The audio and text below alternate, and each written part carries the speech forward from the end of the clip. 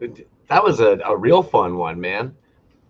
Look over to the side. I see go live. I'm like, oh shit. Yeah. All right. I guess it's Oh, them. no, no, no, no, no, no. Get it right. It says it's showtime.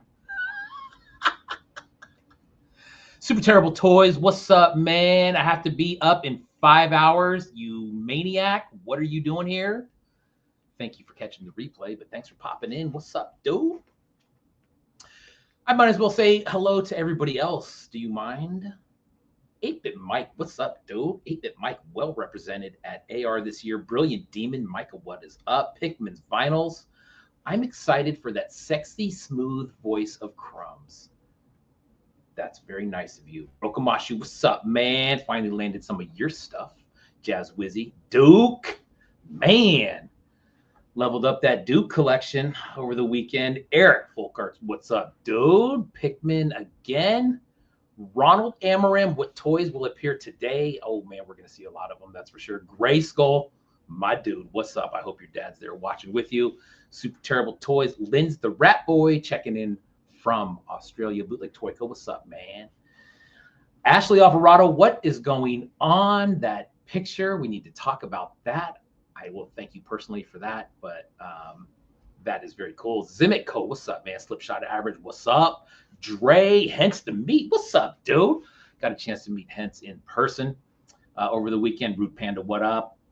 Retro Zone Neon, what is up? Jesse and Future Retroistic.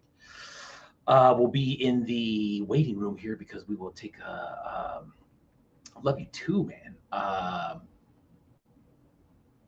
We will take a look at Future Retroistic and what they had going on at Assembly Required, which was very cool. Monster Bloodbath is in the waiting room as well. What is up, everybody? 30 peeps in here right now. What's going on, man? 32, counting me and you, dog. What's the word? Well, crazy enough, 32, I think, was the amount that we ended up getting on our giveaway. 8-Bit Mike saying they love the whale. Lay it on me, dude. I'm a little curious about this whale on your hat as well. Dude, so this is a new era hat. You can see this is a 1975 Hartford Whalers hockey hat. Can I name one person from that team? Absolutely not. Can I name one person in Hartford Whalers history? I cannot. Do I like the hat? Yes, I do. So there you go. I mean, it's a pretty fresh hat. Bliss Receptor, what's up, man? I put a little Bliss Receptor behind me. Check this one out, dude. Been messing around with some photos of that. Dude, Crow Trooper. I showed that off a while ago, but come on now. I mean, come on now. Bliss Receptor, you maniac. So yeah, we got a good show, man. We got a real good show. Yes, you noticed the Phillies hat while I was in Philly. Yeah, that was a 1985 Phillies All-Star hat. No, I'm sorry, not 1985, 1952. Phillies All-Star hat is what that was. Oh, you're on mute. It's so cool that I gave out those stickers, man. Everybody clap for the you're on mute stickers. By the way, you got a pile of those coming your way so you can distribute to all your buddies out there, man. You can. I don't know, buddies. You know that. Like I said, dude, Toronto, that is the other half of our home turf, man. You have to represent out there, and you have to figure out a way to accommodate everybody. Touche. I mean, realistically, you guys wouldn't know it, but like the shirt line, I've actually got ToyzAlive tatted on my entire body. So whenever I get nude, I'm actually just covered in ToyzAlive logos. That's so cool, dude, because so do I. But I was thinking in Toronto, when we finally meet in person, somebody's going to have to record that. And we're going shirtless and we're going to touch logos like that. And that's how we're going to start off meeting each other in person. Hey, check this out, dude. This is what I was thinking. I'm just going to throw this out there. I'm just throwing it out there. All right. Either at that Toronto show or maybe an Assembly Required or something like that. One that we're both at. I think the Toronto one may be something, dude. But I'm going to suggest a live episode of ToyzAlive. How cool would it be to do a live podcast with all the group live in the chat. A screen, bringing up shit, talking about shit, doing cool shit, looking at cool shit. That'd be fun, especially if we wrangled, if like Dre and LM9 and all them were in the area at that time, we could pull them in too. That's what I'm saying. Gray Skull Toys, dude, got a chance to hang out with him and his pops over at Assembly Required. That was a blast. I'm just gonna say it just so that the dudes don't think that I'm randomly like dying of the plague or something. If I'm sweaty and shit, I'm not feeling too hot. So if anybody's wondering why I'm maybe burping into my hand all of a sudden or sweating like a pig, that's all.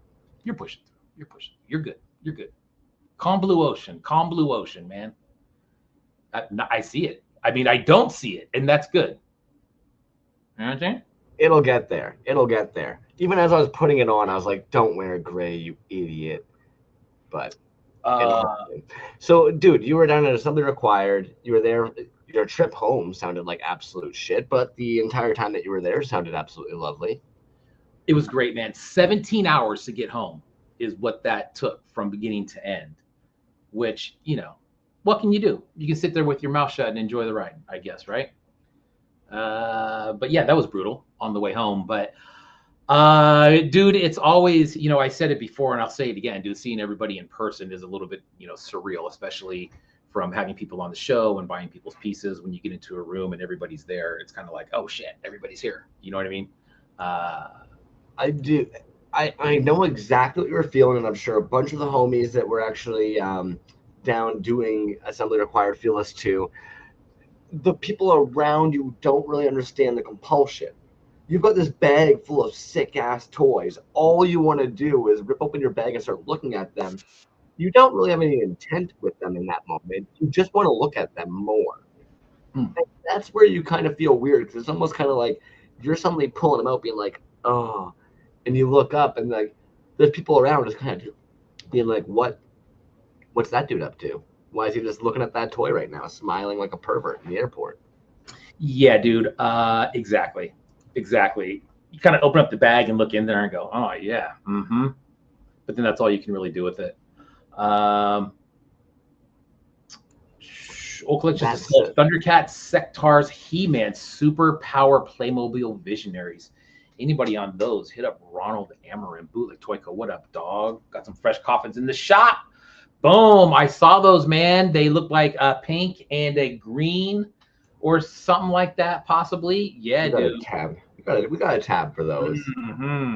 I snagged one of those Bootleg Toyco Ophelia collabs that happened over the weekend.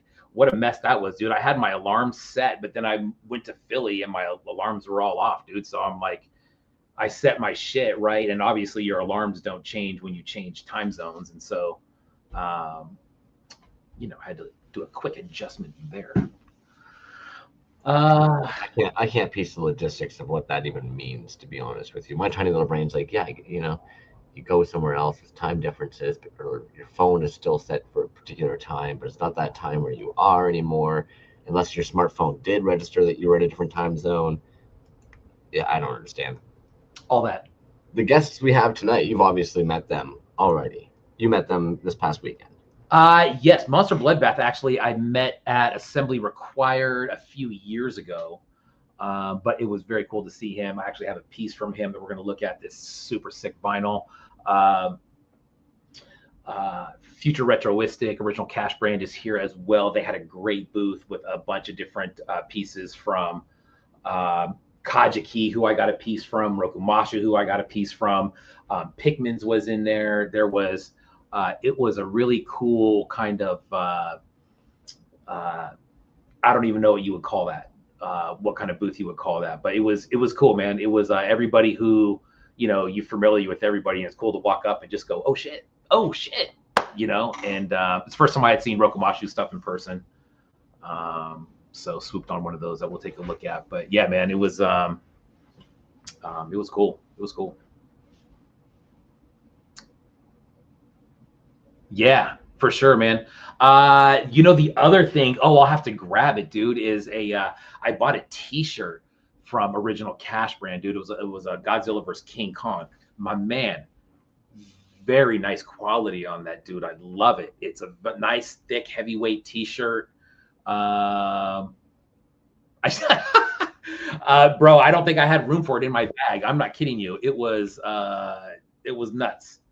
But anyways, yeah, that shirt that he has, sick, dude. I don't know if you're making more of those or not, but if those come out again and anybody's looking for a really cool shirt, that one was super high quality, man. You've seen the magazine, and the quality is, it's right there, dude. It's super good shit.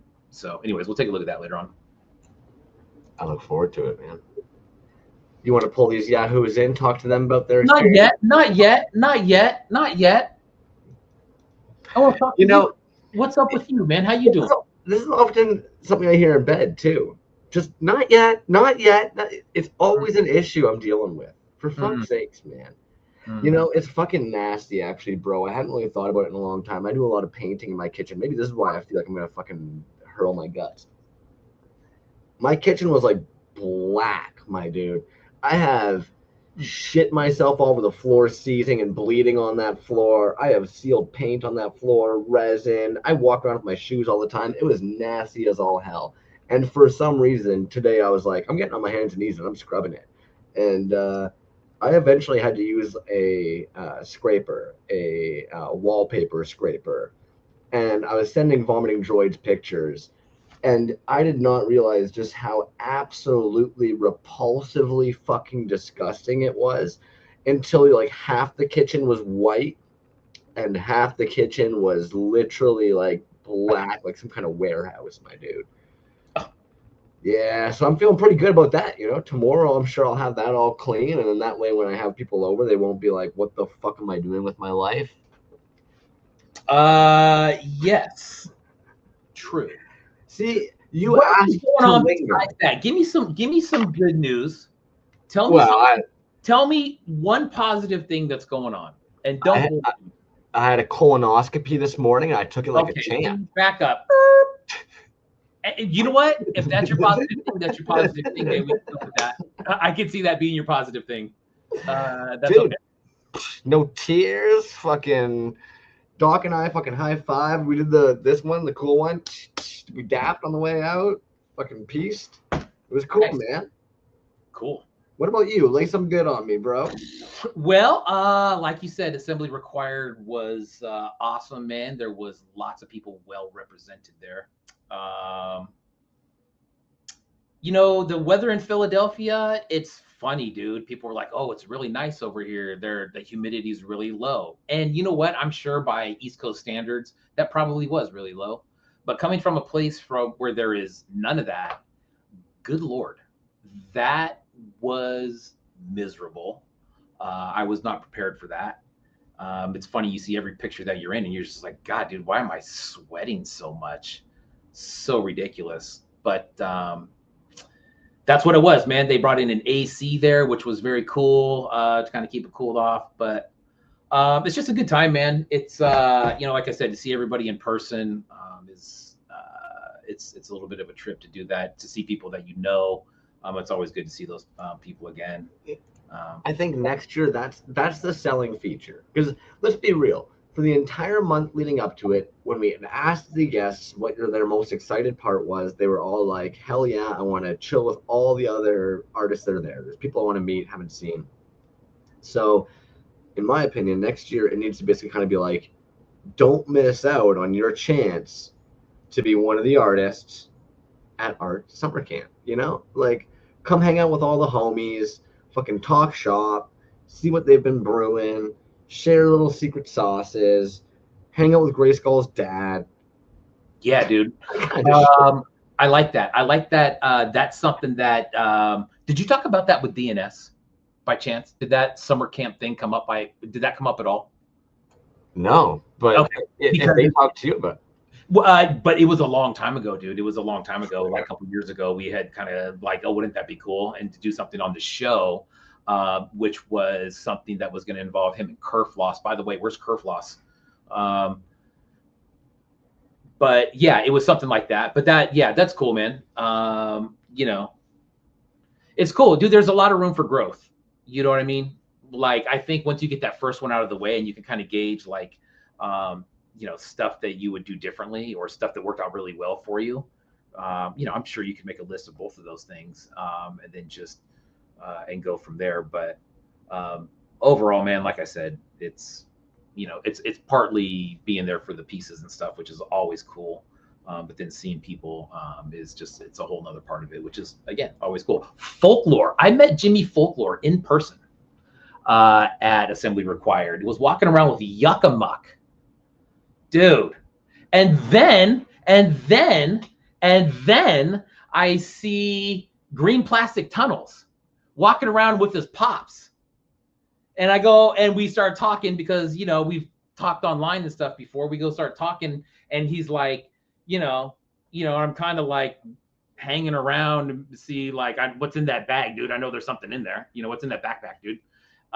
And sure enough, he's like, hey, did you want to like maybe see some stuff? And I'm like, yeah. He's like, well, right here. And I said, no, let's go over to this table. So me, him, and his dad go over to this table, and I'm sitting there with Andrew Geddes and Steven Geddes, dude. And I'm just like, dude, this is a trip.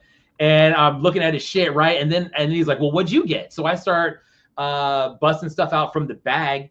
And dude, you know what's super fucking cool? I'm so glad Duke is in the room right now, because I told him this one there, and I'm not bullshitting, dude. I wouldn't make this up. I'm sitting there and I'm pulling stuff out of my bag. Like, check this out, dude. And one of the first things I pulled out was like these 4 Dookie figures, right? And one of them that you'll see, his dad looks at it, dude. Steven Geddes, he looks at it. He's just like, ooh, what is that?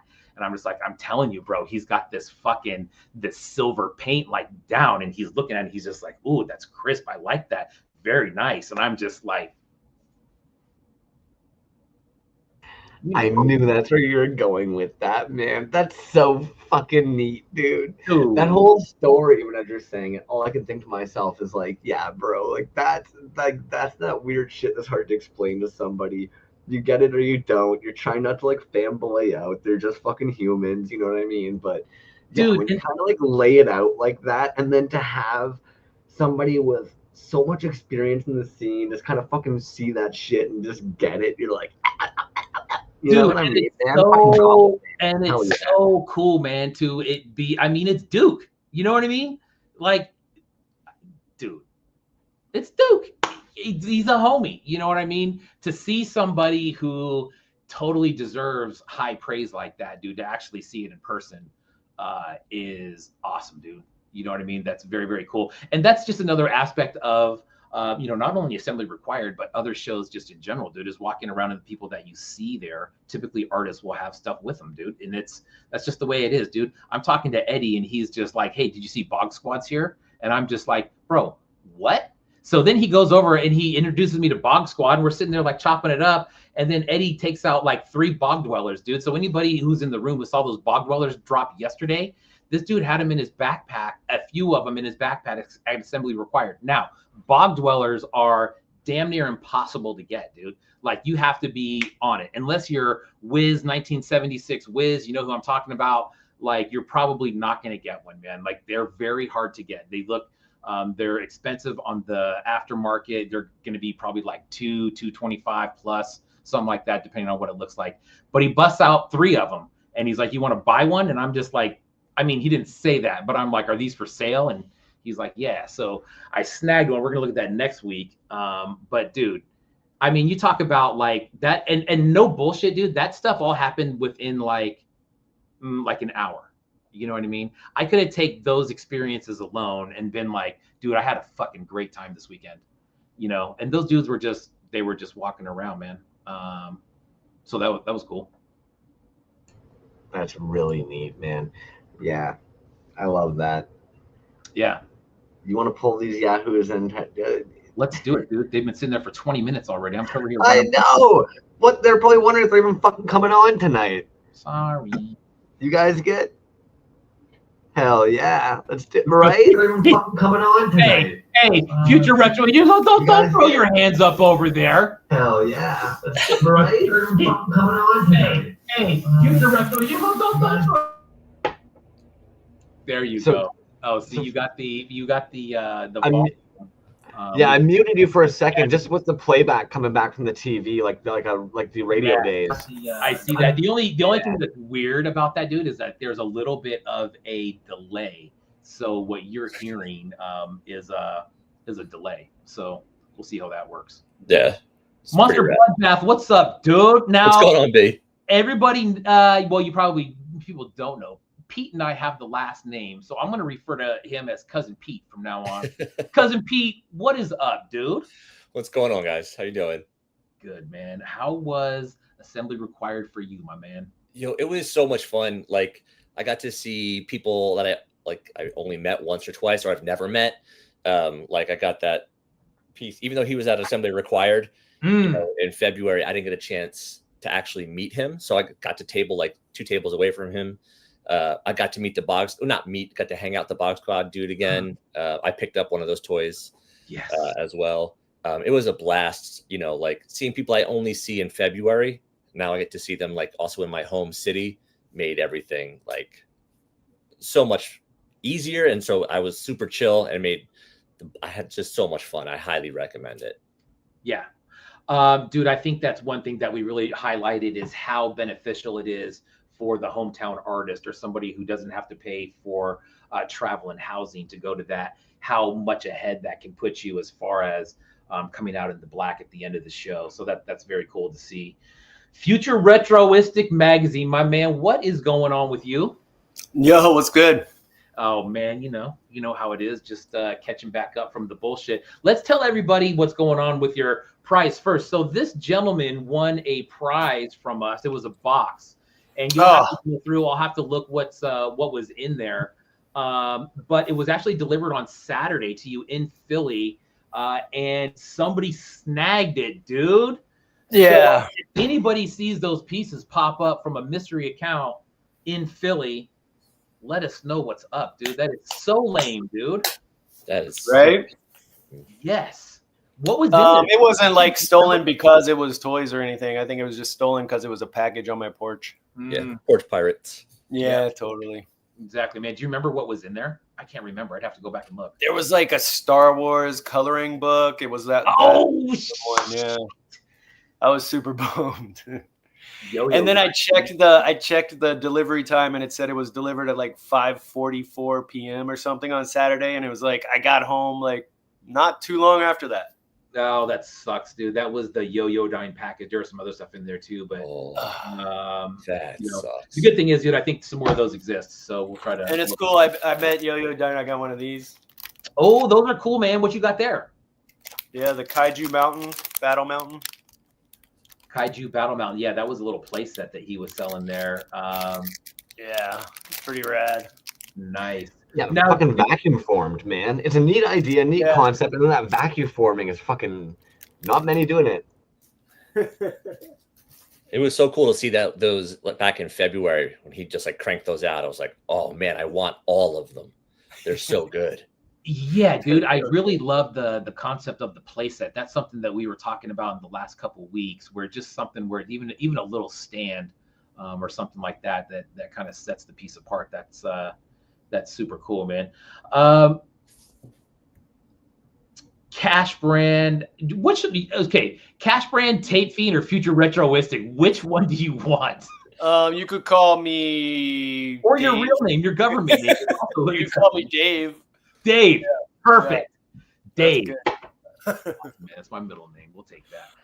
Dave. So your booth, man. What I really liked about that was all the artists that you were representing, man. Was that a concept that you came up with when you decided to have a table there? Was that something that you wanted to do, or did that just kind of fall into place from other people asking? Oh yeah, it was something we wanted to do.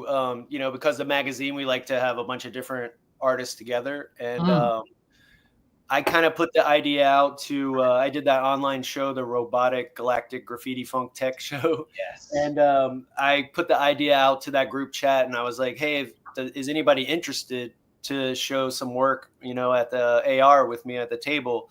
And Leon jumped on right away and was super interested to get his work in the States, So I was encouraged by him to do it. And so I grabbed a table and then I just started contacting different people that I enjoyed working with and that I liked their work. So I was able to line up some really great artists, and it was a lot of fun to create the display to try to show everybody off, you know. It was a great time as far as like meeting everybody at the show. It was the first time that we did like a toy show. So that was a lot of fun. Yeah, the international artist, dude. I think that's a good one, man. You know, Leon is LHR, Leon Hart he's over in England, I believe, right?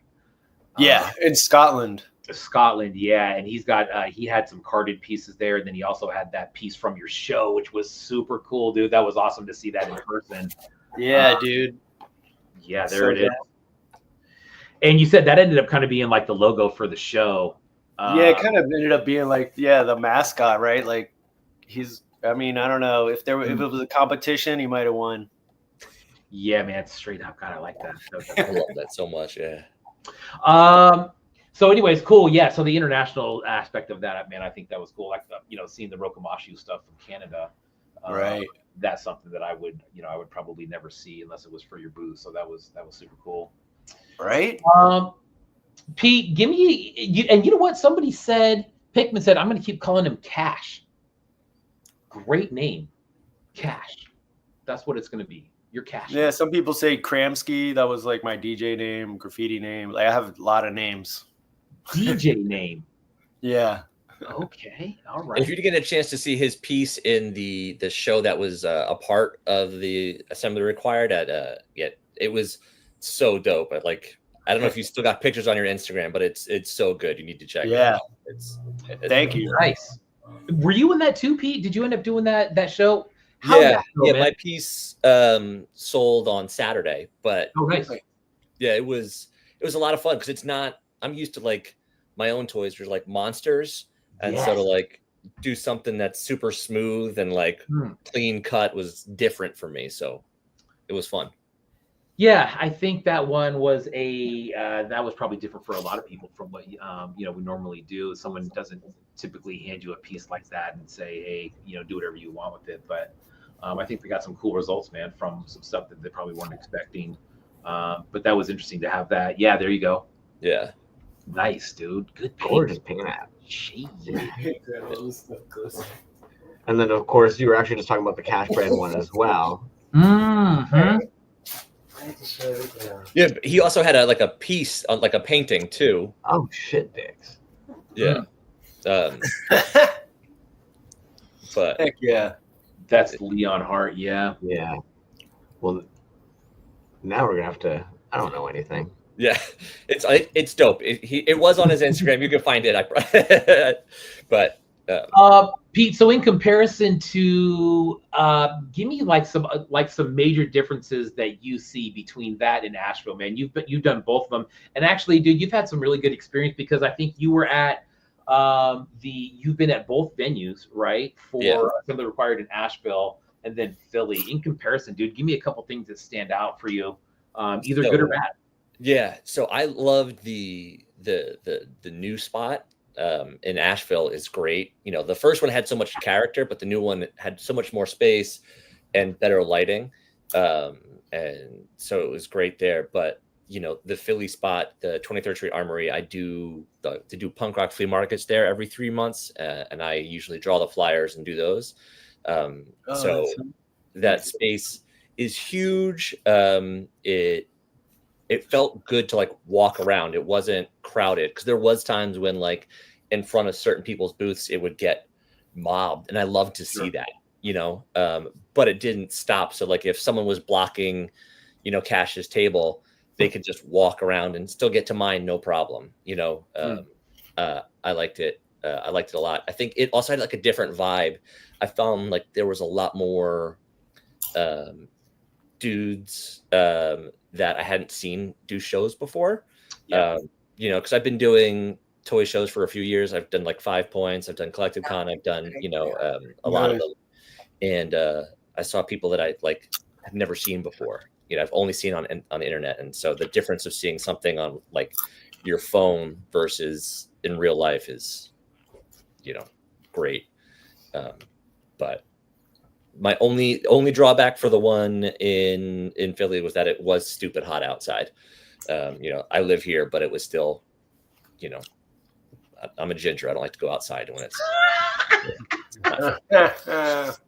Your fair skin paid the price, dude. Yeah.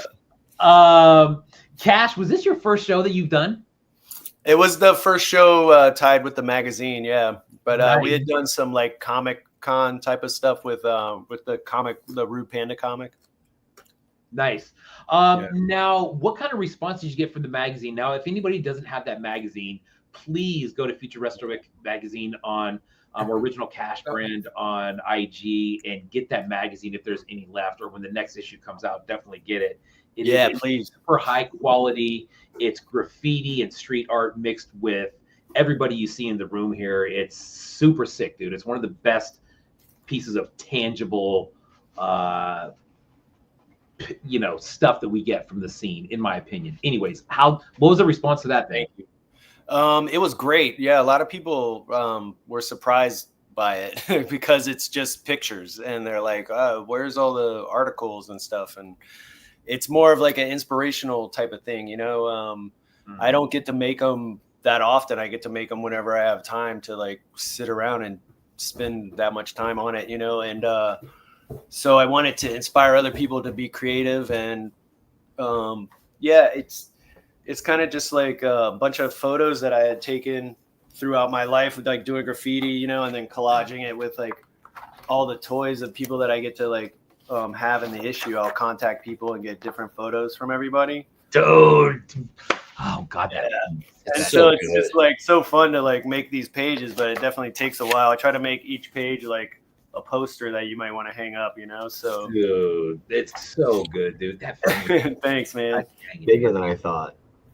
And it's pretty big, right? And that's the thing, it's all color, it's pretty big, and it's just pictures, and it's like, just inspire people to do art. And that's kind of like why we did it. It was like, we need to do something with these graffiti photos that I've been collecting, throughout my career as a graffiti writer. And then we need to like show other talented people's work and get people to want to be creative. Cause we started like right at 2020 when everybody was like locked up in their house and looking for stuff to do, And so we wanted to put something positive out there in the world, and something inspiring, like creative. And it was easier to do it then too, because there was less stuff going on otherwise.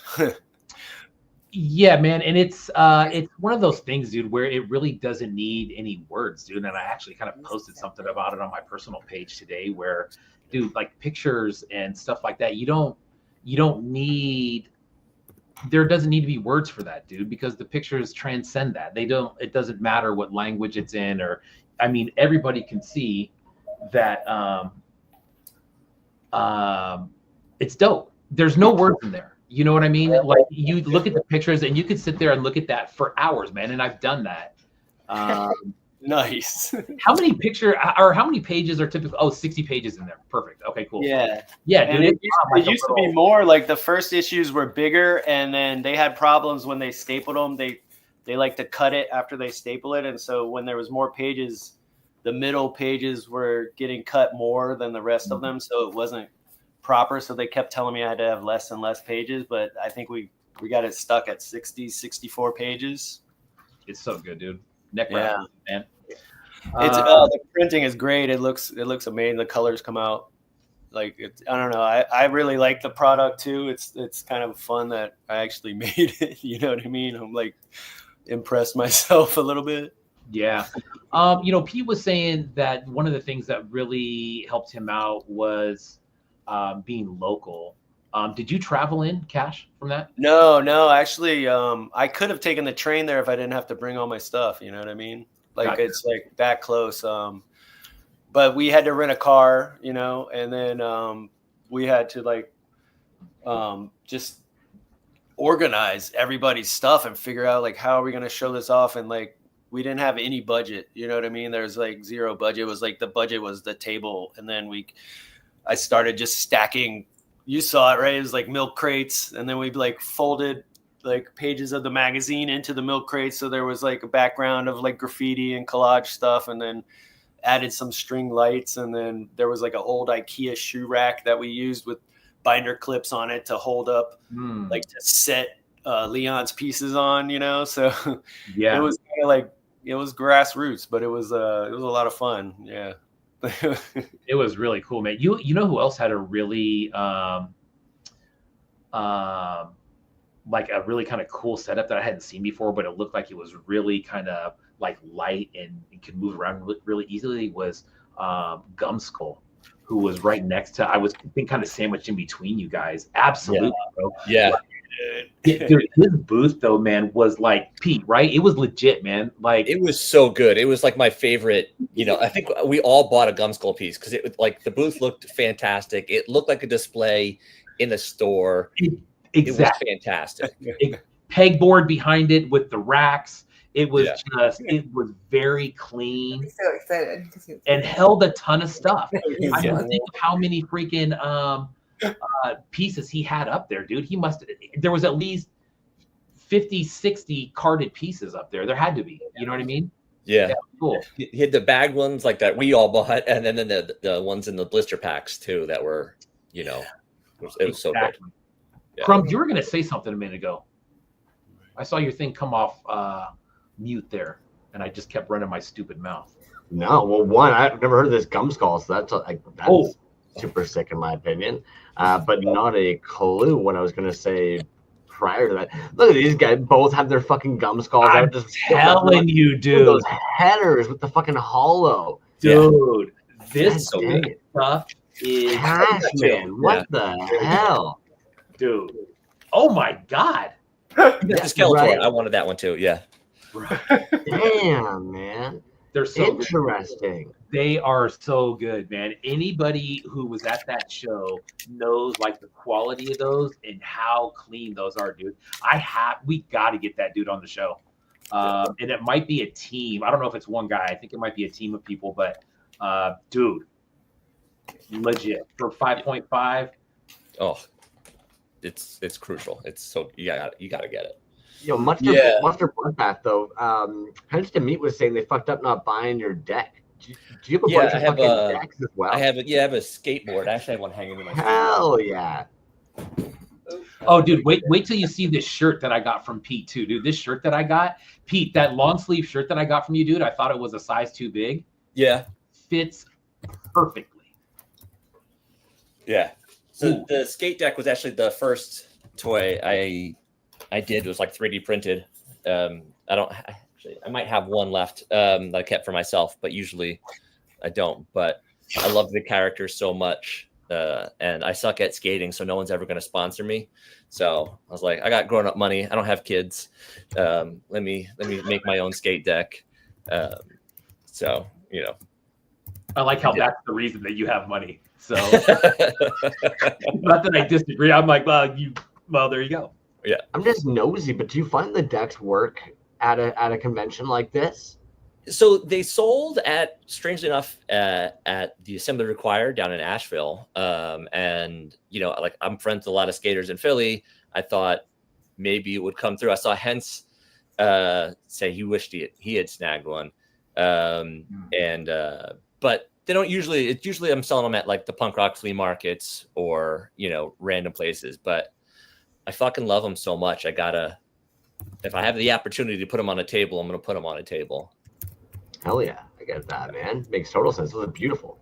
Sorry, B, give her. I was just gonna say, dude, that seems like the more and more if you think about it, and you think about toy makers that are also doing work on decks, Tim Barron, which is kind of dabbles in the toys a little bit, right? Jevaho started the mini decks.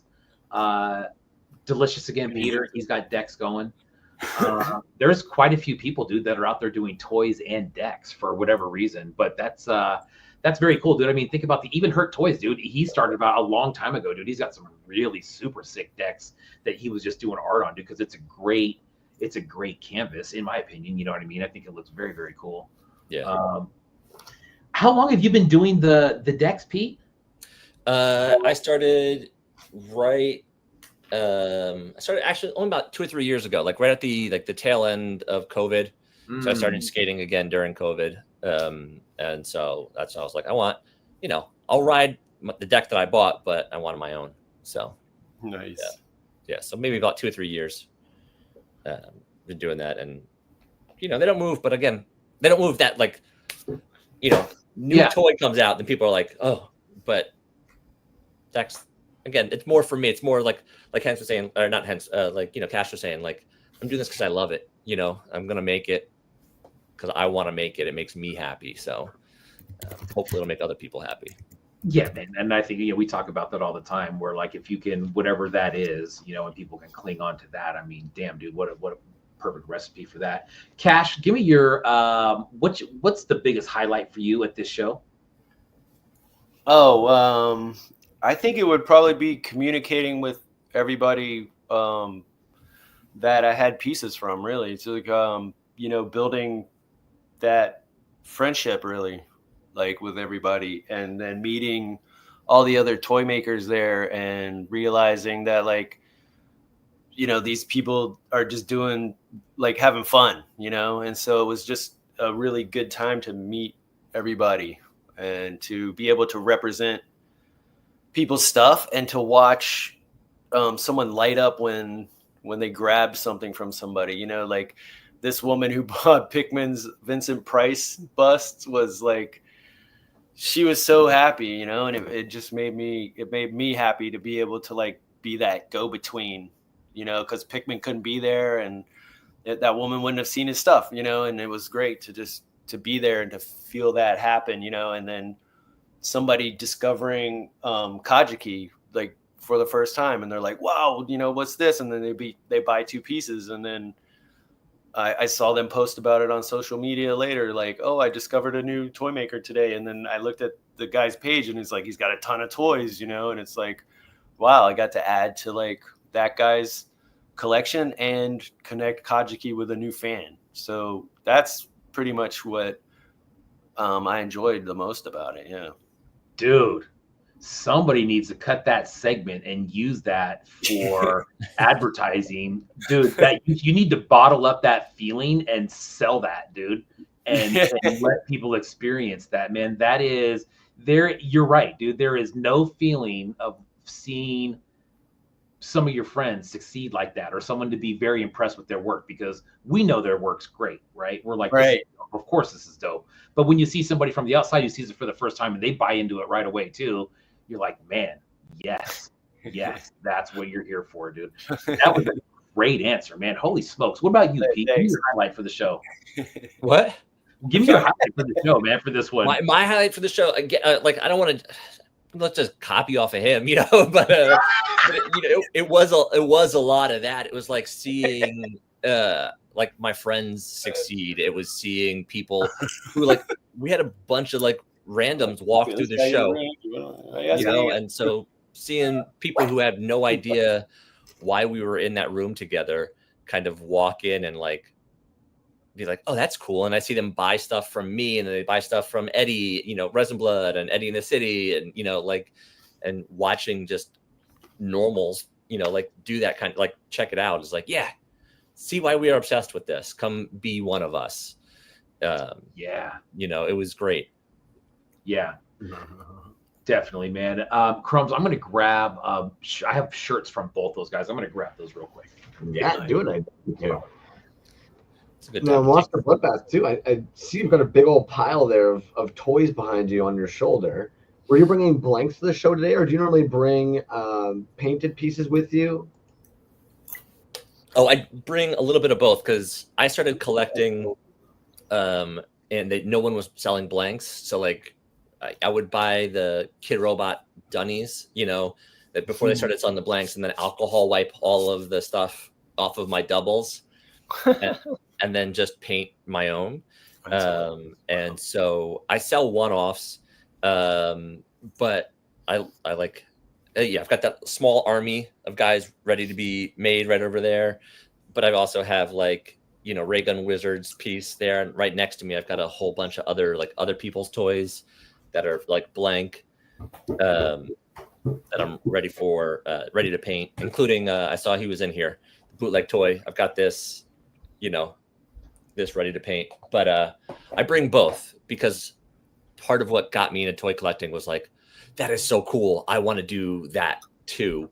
And back in the day this is like the early 2000s. I didn't know anything about anything. So I was just grasping at straws, trying to figure it out.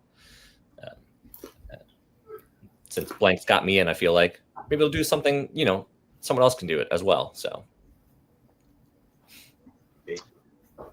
Dude, I like that, man. peep this shirt out real quick, man. This is Monster Bloodbath shirt. It is so damn sick. That's rad. The fucking long sleeve tee too, man. Bro. Oh, That's dope. dude. It's Yeah. all guts, no glory down the sleeves. Yeah. All guts, Yo, no glory. Monster That's Bloodbath. super like 2008 hardcore, man. Yeah. That's rad as shit. Yeah. Super sick. Really good quality shirt too, man. I love it. This is a great shirt. That was something I bought from Monster Bloodbath. And then here's one from Cash. This one you'll have to let us know if you got more of these available, man. But that's a dope one too. King Kong vs. Godzilla. Dope one, man. It's another real heavyweight t-shirt, man. It's a great one. Love it. One thing that I am going to show real quick while we got Monster Bloodbath here, man. This piece right here, the Malice. Dude. That vinyl, that is a sick piece, man. These, there was a pink one and a white one. I went with the pink one. Card there. But, Right? $60, dude. That is a steal for that. Yeah. Great looking piece. What's up with this piece, Pete? Tell me about this one, man. So I got the white one here Yes. with me, and I've got the army of ones that I need to assemble back behind me. But I collect so many toys that have, like, I bought Strange Cat toys. It's got like a flail. I love chains on toys. Like Cash held up the one that was like with a spray can head that had the chain on the arm. I'm obsessed with it. So I wanted to figure out some way to like incorporate it into the design. And then so I wanted to my wife makes jewelry. And so she wanted to like help me make a toy. And so this is kind of like us working together because it helped me be like, oh, I can use chains for this. But yeah, I'm so stoked on this. Like the 360 hips, even the articulation in the legs. It's Great joint, yeah. It's this was, I'm so stoked on this. I just got that in June, and I'm so happy. Again, it's one of those that like it does sell, but if it never sells, like I don't give a shit. I'll have that army happily on my desk. Ooh, look at that. You just pointed that out, dude. Damn. Yeah. Crumbs pointed it out before, and so The bee is blind. I don't know if you knew that. Yeah. I just noticed that, dude. Holy smokes. That's awesome. That's cool. Cash, what's up next for you, man? You got a show on your radar next? Oh, as far as shows go, I'm not sure what we're gonna do next, but we might be trying to organize something pretty soon. Like kind of like the table, but expanded so we could actually have artists there. You know what I mean? Oh, nice. Okay. Yeah. That's like just in the early stages right now. So it's all kind of just speculative and trying to talk to different people and see who we could work with and like, who would want to be a part of it. So we're just kind of getting started with that idea. But as far as going somewhere to do any shows, we don't have any plans, but if somebody knows of somewhere or wants to do anything with us, we're definitely down to work with people. So nice, man. I know AR Asheville's coming up, and well, that's not till February, but of course you got Designer Con that's in Vegas that's coming up in November. Right. And then you got Assembly Required Asheville, and then the Toronto Toy Riot. Right in May, right? Right after that. That's correct.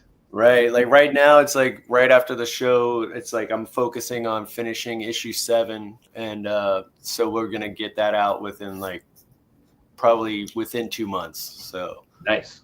yeah, the next issue will be out. And that's going to be like Pope toys, deep fried vinyl, Zymot, Pikmin's is going to be in there, Oof. Cool Cat toys. We're going to have a lot of great stuff in there. Yeah. Nice. Yeah. Have you seen the deep fried vinyl stuff? It's amazing. Yeah, I've got one of his toys. Possibly. I probably just don't know. Pete's got something here. It looks like. What do you got there, Pete? Yeah, several faces. Yeah, it's got this one, and then I got this other one. These are on my to be painted list. And they both come with little like weapons and stuff, so they're pretty great. Deep fried vinyl, super nice dude. Oh, yeah. Deep fried vinyl. Yeah. I don't know about you. I've never seen those, man. I don't think they were on our radar. You're right, dude. The red one, I feel like see, here we go. Now everybody's bringing out their shit. Nice, dude. Yeah. Yes, see, you got that one right nice. There. I want. God, dude, that is beautiful right there. Holy shit. Yeah. Look, these are like silk screen. Yeah, cards. the headers are so dope. Ooh. Yeah, it's crazy, right? Yeah, Crumbs. I think we've looked at deep fried vinyl before, but the goblin guy that looks a little bit familiar. But God, those all look really. Yow. And he does. Yeah, it all, you know what he looks like, himself. right? You've seen the guy that looks like this? No. I think it's a NECA. Hmm. There's like a NECA guy that's similar. Gotcha. Okay. Yeah, but good though. Doom Booger. yeah. Oh, it's cool. Fuck Yeah, all, run of 10. Nice. So yeah, he makes them in his house. Oh, really? And where's he from? I think he's from South Carolina, or he's from like not far from Asheville, because he drove out for like the day on Saturday for the last AR. Was he at Asheville AR? Yeah, at the new location this past year, the one that you didn't come to be. Yeah. Nice. Oh, Dungeons and That's- Dragons. Yeah, I was gonna. You nailed it, man. Fuck, dudes. Oh, Dre said D&D too. Okay, cool. Yeah. Interesting. Live chat was always on here, All these toys. right? Admittedly, after an episode, typically you're gonna have a pile of toys laying around your desk.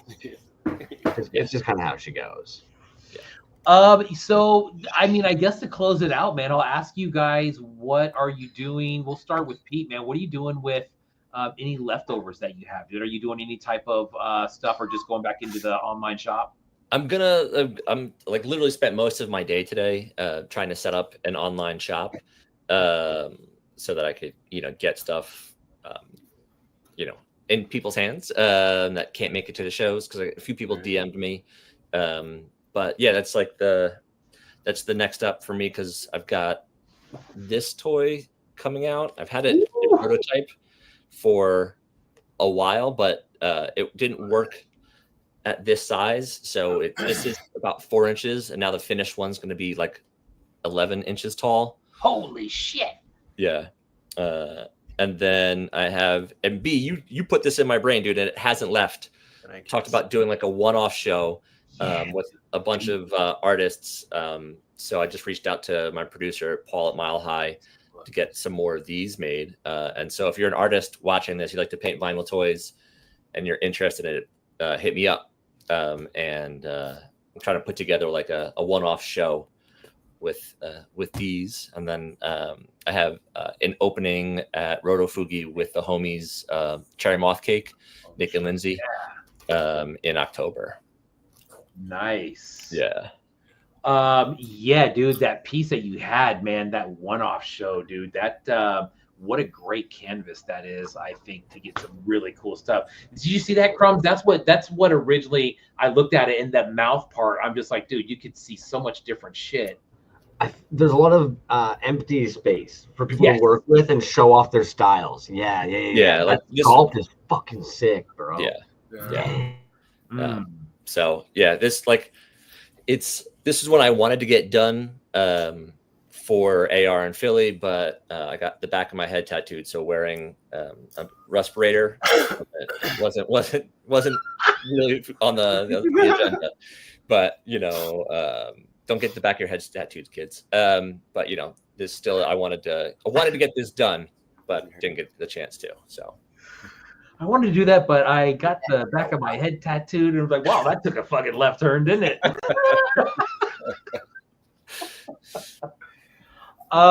Same question for you, Cash. I didn't hear the question.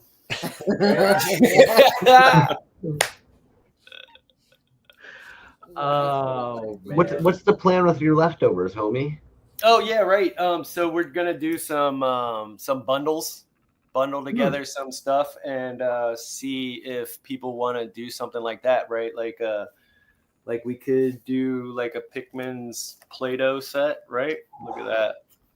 Yes, dude, that was so cool to see those in person. Right, like in my hand, I'm like, wow, that's crazy. And then, or one of his GI Joe, when Roadblock was melting.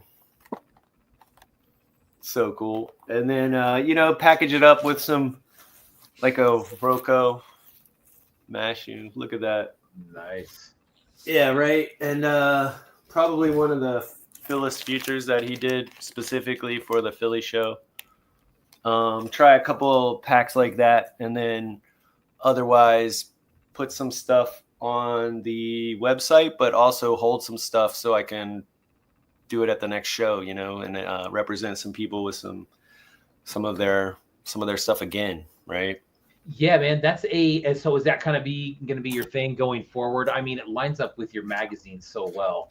Right. Yeah, I think it's a good way to take it, and see how it goes, at least enough to build momentum with the magazine, right? Like to show up at these shows and represent different artists from around the world that are doing great stuff, and then at the same time promoting the magazine and letting people know that like that's the idea, like creative people in a magazine that you can flip through and just get inspired, So I think that would be the move, is to start curating stuff and also doing local shows and trying to do events and more like artist retreat type of things where we can all build together and build community while at the same time having an event where we can hawk our wares, for like a few hours of the day and then go back to playing with each other's toys. Yeah, dude, I like that, man. That's a lofty goal, dude, but I like it. I think that, and I think it's the cool part about it, dude. I think that's very possible, because I know there's things that are like that already happen, with artists and stuff. Crumbs, you got some stuff going on. They got that backyard toy swap going on, and some of these other little cool things where you see artists like, Lab 9, Angry Beast, Dre, Gray Skull all meeting up, dude, and, swapping stuff. It's very cool. One fake name. What up, dude? Anything else, gentlemen, before we move along? It was a pleasure meeting both of you, Pete. Good seeing you again, of course. But gosh, nice meeting you, man. You guys got anything else before we boot you on out of here? No, just hit me up if you want to be part of the one-off show that I'm still kicking around. B's gonna help me plan that, but cash, absolutely, bro. Especially you're a Philly local, bro. So it makes it easy. No postage, but yeah, that's it. No postage. No worry about stuff getting stolen off your porch, dude. Yeah, I just typed in the chat, man. I'm getting a secure address like right away, man. I'm sick of it. It's like the stupidest stuff goes missing, like bottles of olive oil or you know what I mean? It's just ridiculous. You know what I mean, dude? Pocket Sizzle says Future Retroistic had 2 packages go missing. He sent 10 chums for his table and they never made it. That's horrible, dude. Yeah, it's really bad. Just lost across the board, man. That sucks. Yeah, and like all the so many people could have seen that toy and got one. Oh. But who knows what happened to it? Hopefully, hopefully they're somewhere. Yeah, dude, it's funny. Don't you wonder, when people open that up and they're just like, "What is like? What the fuck is this?" It's like, well, just go put it back. If you don't want it, just go put it back. That's what I'm saying. If you steal something you don't want, at least put it back on the porch you got it from. The heck. Gentlemen, it was a pleasure having you on. Thank you for your time. Again, it was cool seeing both you guys there you go. It was cool seeing you guys, of course, man. And hopefully we will see you at the next one, whenever that is. But yeah, dude, those guys both had great booths, dude. I think there was maybe 1 or 2 booths in between both of them. Gum Skull being one of them, so I know they got a good look at that table. But yeah, cool, man. I think what I liked the most about the artists that we brought on tonight and like their booths, the wide variety that they had chilling on their booths, man. Like you grabbed shirts from each one of them. When the fuck have we talked about going to an art toy show and you come back with shirts from the dudes? Bro, you know what I mean? 100%, dude. And that's one thing that I came back with a few of was t-shirts. And dude, that is like, you talk about a way to represent somebody, dude. Wear a t-shirt out on the town, dude. Pete's table, look at that, dude. Beautiful. Thanks. It's like visually very cool, dude. But his artwork too, man, is sick. There was a lady who was over there and she was buying a print and I was watching her just like look through these prints and she was just like, damn. And the next one, she's like, damn. I'm like, I know. That's what we're saying. I know. Right. And then the same, even with Cash Brand, man, like they were talking about their booth and how they ended up setting it up with like the milk crates and shit. And it was like, yeah, I've been looking at that as well. I was like, damn, that's actually a fucking good use of that, man. Like, yeah. Yo, you know what else I got, dude? Hold up. Let me grab something real quick. It's right here. Do it. I dare you. It was something that Future Retroistic had. And it was this. This is something that we don't see a lot of, but he went the extra mile for his show that he did, the Robotic Galactic Graffiti Funk Tech show. He had these, which were, it has all the show pieces in there. Look at that, dude. Tell me that ain't dope. What a beast, man. Yeah, these are, ooh. Damn it. Okay, now. I know. I mean, dude, come on. Like, as a collector, dude, you open up that page and you're just like, everybody knows what that is. Anyways, yeah. So anyways, that was cool. Like I said, that's something that we don't typically see at for a show, but there you go. I thought, were you going to put something up on the screen there? What was that? No, I told it to stop sharing, and it said, too bad, you wanted this. So that's how we ended up as 2 little squares for a moment. All right? Oh. All right. Well, yeah, what else is going on? Apparently you have a big old pile of goodies you ended up grabbing from there. Dude, let's be real. Like, that's always so hard when you're at a show like that, too. Talk about it as like a buyer that also knows a lot of these dudes from IG. How hard is it to kind of stay focused, actually grab things from their table, not just grab one of everything from a table? Like, lay it out for us, dude. What's up? What's on your mind when you're doing this? It's impossible, dude. It really is, man. It's really, really fun. The thing is like my flight left at like 2:30 on Sunday, and the show started at 11. So I had to go to the show. I was planning on going to the show for an hour and then heading over to the airport, which is what I did. But dude, that hour went by. It felt like 10 minutes. I went in there. I wanted to say, hello and goodbye to a few people, everybody that I could. Ended up seeing Super Terrible Toys and Ashley Alvarado again, chatted with them. And it just goes by so fast, dude. It's like, it's definitely not long enough. But it's hard, dude. You get in there, and I think that's, the greedy collector in me wants to go and just jump to all these tables first, right? But like, how do you go up to, I think Ocular Rhombus was one of the first tables on the left there with Retro Zone Neon and then Dookie. How do you walk up to 2 tables with those 3 artists in it and just buy something and walk away? You know what I mean? After knowing them and collecting them and talking to them, having them as guests on the show, it's like, you can't just do that. You don't want to do that. You don't want to buy something and walk away. You want to stand there and talk and, Well, to a degree, and I'm sure you get this too. You don't want to be a lingerer. That's always the tough part too. It's like you kind of want to shoot the shit and grab some stuff, but at the same time, like I don't want to be standing at your table blocking the next chap who wants to maybe come and buy something. Like, Straight up. let me get out of your way. Like, we do chat online. I'll let the next person maybe hit your table. Yeah, you're exactly right, though, dude. There is that. You just want to stay mindful of. I don't want to take all this person's time and distract them from anybody who's trying to get some information from them.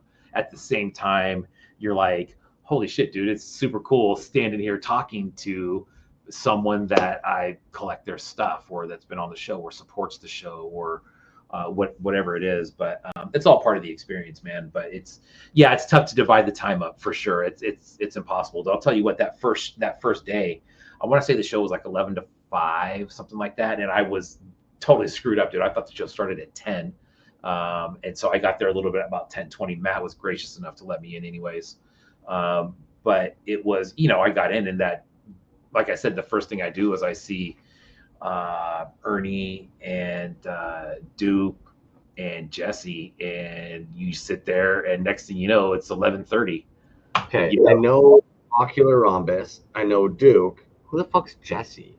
What is with you and these fucking names? Retro Zone Neon. Jesse There. Sketches. So that was his original name was Jesse Sketches, but my bad, dude. Retro Zone Neon. RZN.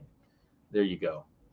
But yeah, man, it's cool. I think that's all something that as a collector, and it's hard, man. I think you can get different perspectives on the show from someone like myself who's just a collector. It's not there to sell anything, so I don't have any of that prep time or hanging out at the table or worrying about pushing goods or anything like that. So it's a completely different experience for me, of course. Where you have artists that we interview all the time who are in there and we're may see it completely different. For me as a collector and just kind of a fan of the scene, it's amazing. All the shows are amazing. Designer Con, Asheville, Philly, they're all great, dude. Just because I don't know. Chat's all agreeing with you. Time's a vortex, flew by. And for me, it's 3 hours ahead, and I never thought that it would be a thing, where I'd get there and it's like, oh, whatever. But dude, absolutely, it's a thing, man. Like my time was all off, and it just seems like things were going that much faster. But time flies when you're having fun. I mean, that's the best definition of that, I guess, because time really did fly. Oh my god, dude, it was stupid. I went in there that last day, and I really went in there just to say goodbye. And of course, people give you stuff, and everybody was extremely generous, dude, to us here at the show for giveaways and whatnot. But I'll tell you what, dude, I was on a great streak of not having my bag checked at the airport, where they just let it go through. They don't see anything. But dude, they saw that bag of madness from 8-Bit Mike, and they pulled that shit right away. And they're like, what is that? And so you go through this whole thing. One of the security guards in Philly, he goes, what is all this stuff? And so I start telling him, and he's an older guy, and he goes, out of nowhere, dude, he goes, I used to watch a show called Wild West when I was a kid. Now there was a figure on that, or there was a character on that show who wore a long black shirt, and he wore a nice brimmed hat, and he always had a knife up his sleeve. Do you know who that is? And I said, no idea. And I'm like, wait for him to give me the answer. And he goes, I don't either. I can't remember. I'm like, cool. And he goes, so what is this stuff? He goes, would you consider yourself an expert on this stuff? And I said, I don't think I'm an expert. And I said, I'm a fan for sure. And I'm a collector. And I said, and there was a big, I said, your city of Philly here had a nice big event. Yeah, just swipe some Pikmins. But it was cool, dude. I think, everybody who got a piece of that or got to listen to what that was is kind of like, what is that? Which is good. So a lot of people at the show who were just, interested in everything that was there. So cool. I love that, man. I bet to some degree he was almost hoping, because let's be real, like a lot of this stuff we do see random grabs from TV shows and shit appear in the toy world. Maybe they were kind of hoping that that's where maybe you'd know, maybe you'd seen it, or Yeah. this dude's a lonely man. Aren't we all a little? You want to take a look at some of this stuff, dude? I'm dying to. Is that- That's the real reason that I was actually sick to my stomach when we started this show today. Was I was kind of like, Is that what it was? oh, B's gonna make me wait like an hour and a half to see all these cool toys. It was an hour and 10 minutes. It was an hour and 10 minutes. And it was actually a good hour and 10 minutes. Now I just sound like a little bitch because we actually had some really cool guests on tonight. So We did, man. Both those guys are super cool, dude. I really like Cash's outlook on the whole thing, man. We're representing a bunch of different artists, dude. For someone who has a magazine like that, that basically does that, represents a bunch of different artists. It's such a great. I don't know, B. Based on that wall behind you, what you've been doing for 169 weeks, I don't know if that mission statement is one that really speaks to you. You're right. You're right. But you know, here we are. But you know what, dude? I always thought, even with our own online store, that would be a really good area to hit, is the international scene, especially when you can buy it all at one place, because you get rid of that stupid shipping. You know what I mean? And I know that it's such a drawback for a lot of people. And some people are like, hey, let's go, I'm going to buy it anyways. Which, you know, I agree to a certain degree about that. But it's, you know, when you have it there and there's no shipping and you can knock that. It makes a big difference. Dude, you can knock $25, $30 off. Honestly, there's a couple things here. It's the shipping. It's the PayPal fees from both ends. It's the fucking waiting and the package potentially not arriving. Like all these different factors, right? Hobo Toys actually messaged me this week, and they, for some reason, again, most of you toy folks, I think you're all masochists. That's why you even do this shit. But he hits me up and he's like, hey, Crumbs, this made it all the way back to me. And it was a package that, like, the first issue of the Hobo Toys magazine, I accidentally, for some reason, Google autofills 2302 when that is not me. And so, for whatever reason, it goes to my neighbor, and there's nobody who lives there. So, of course, this shit sat in their stupid lockbox for like fucking months, and then popped back over there.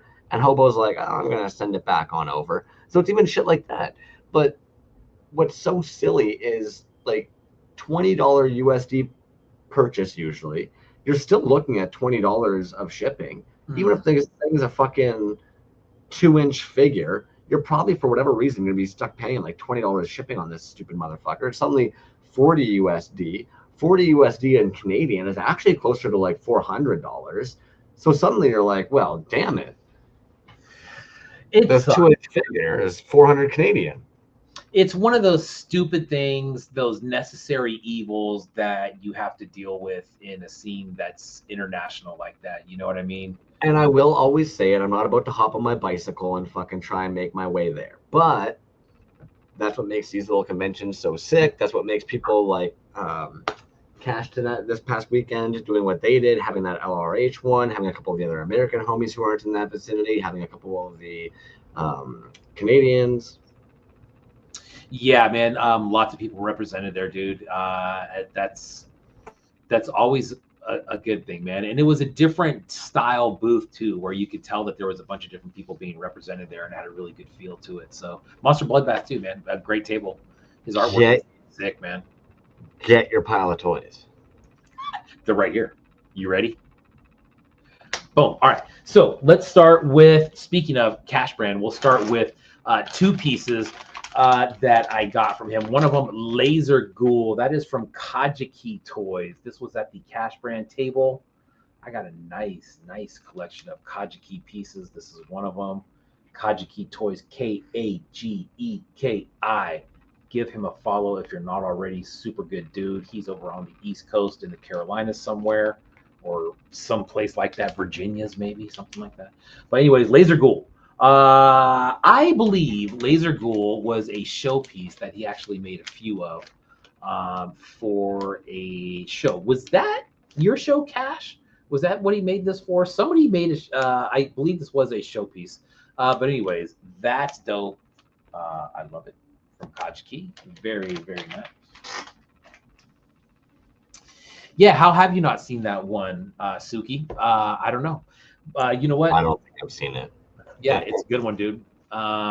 Dude, Kajiki's stuff, like his magnet work is so good, dude. It is so good. The balance on his 5.5s So good. That's what I gotta say about that, man.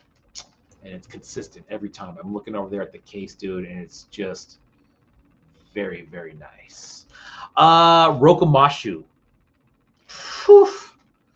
This is one that we had seen pop up on the show multiple times. I believe D. Pruitt That's a fun piece. Yeah, made one of those too. But this is super cool, dude. This is also from the Cash brand booth.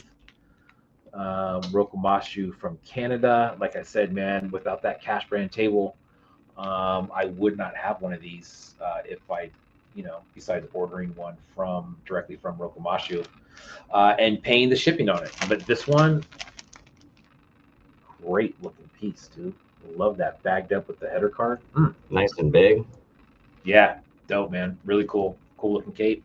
It's got the trading cards in there. Cash Brand was also giving away some more of these cards of the figures that Roko did for his work. Sweet. Bam. All right. Next, dude, Cash Brand. We'll take a look at these right quick. Some kaijus. These were just some resin. These ones all have some UV work in them. These are 3.75 scale, but very nice with the bagged up. The bagged up look there.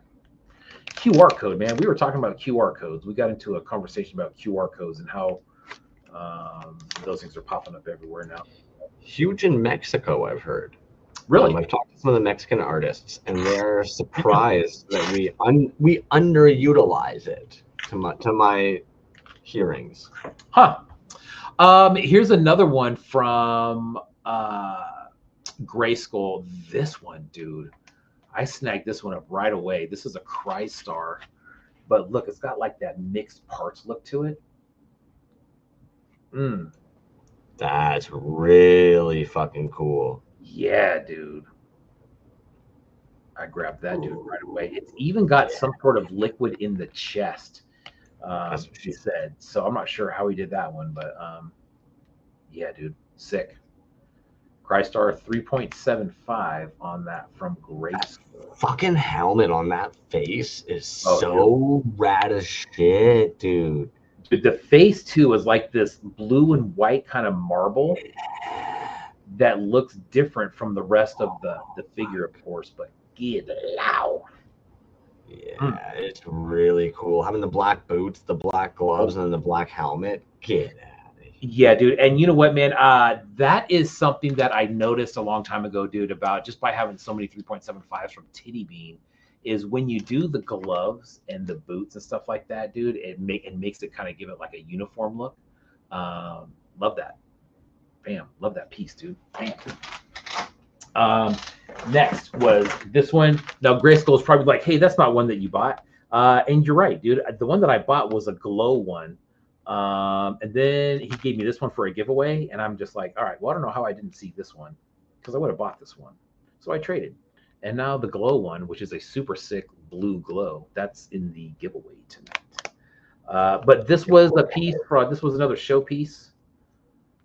Super cool, dude. Look at that right there. God dang.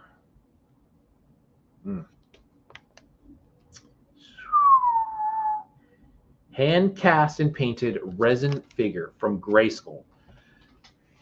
What a great dude, man. I cannot say that enough. Grayskull is one of those dudes that you meet and you feel like you've met him before and you just know he's a good dude. And actually, Eddie Resin Blood, we were talking about Grayskull and he goes, man, he's just a good dude. You can tell he's just a good dude. And I'm like, you're right, dude. He is. He's a good dude, man. He's a great dude.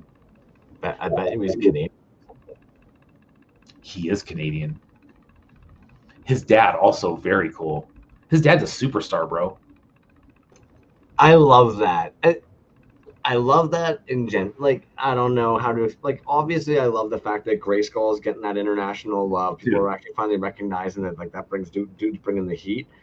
But I fucking love that for some reason. I love the fact that, like, I have heard from multiple people how cool Grayskull's dad is. And that is so fucking dope to me.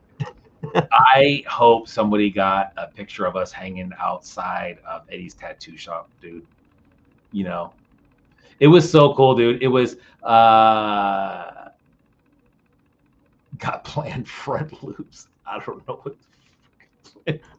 I don't know what those. You know what that means, dude? I have no idea. Yo, actually, I almost scooped it. Maybe you guys already had this in America for a long ass time. I was at the grocery store the other day. I saw just the marshmallows. Lucky Charms, just the marshmallows. Do you guys sell that shit? I think I've seen that somewhere. Yes. I would never eat it as cereal. Like I would probably just snack that. But god dang, dude. Yeah. Anyway, sorry. But Oh don't no, know that's about okay. Fruit Loops. I'm just saying, Grayskull's dad, dude. You know, he's just a super cool dude, man. Hanging out in front of the shop.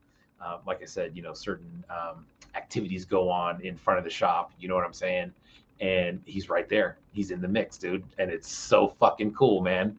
I thought that was cool as shit. And he's just a cool dude. He's a cool dude.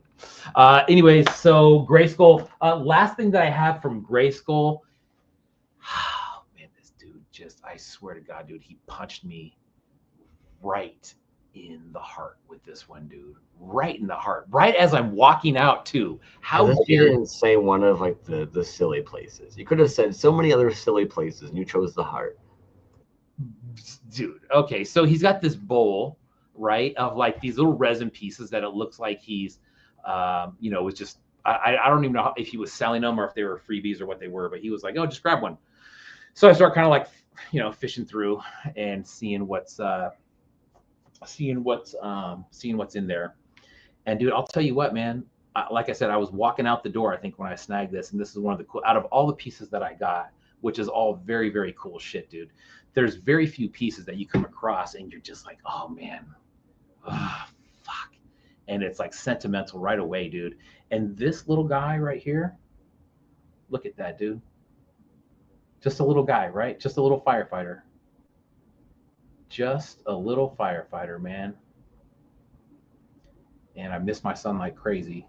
And I was gonna say, I know you kind of needed that this weekend, so that's sweet, dude. That's really cute.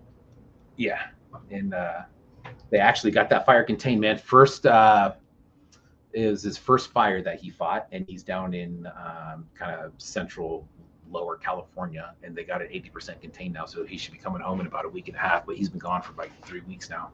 So this was very timely, dude, and this is a piece that will live right there.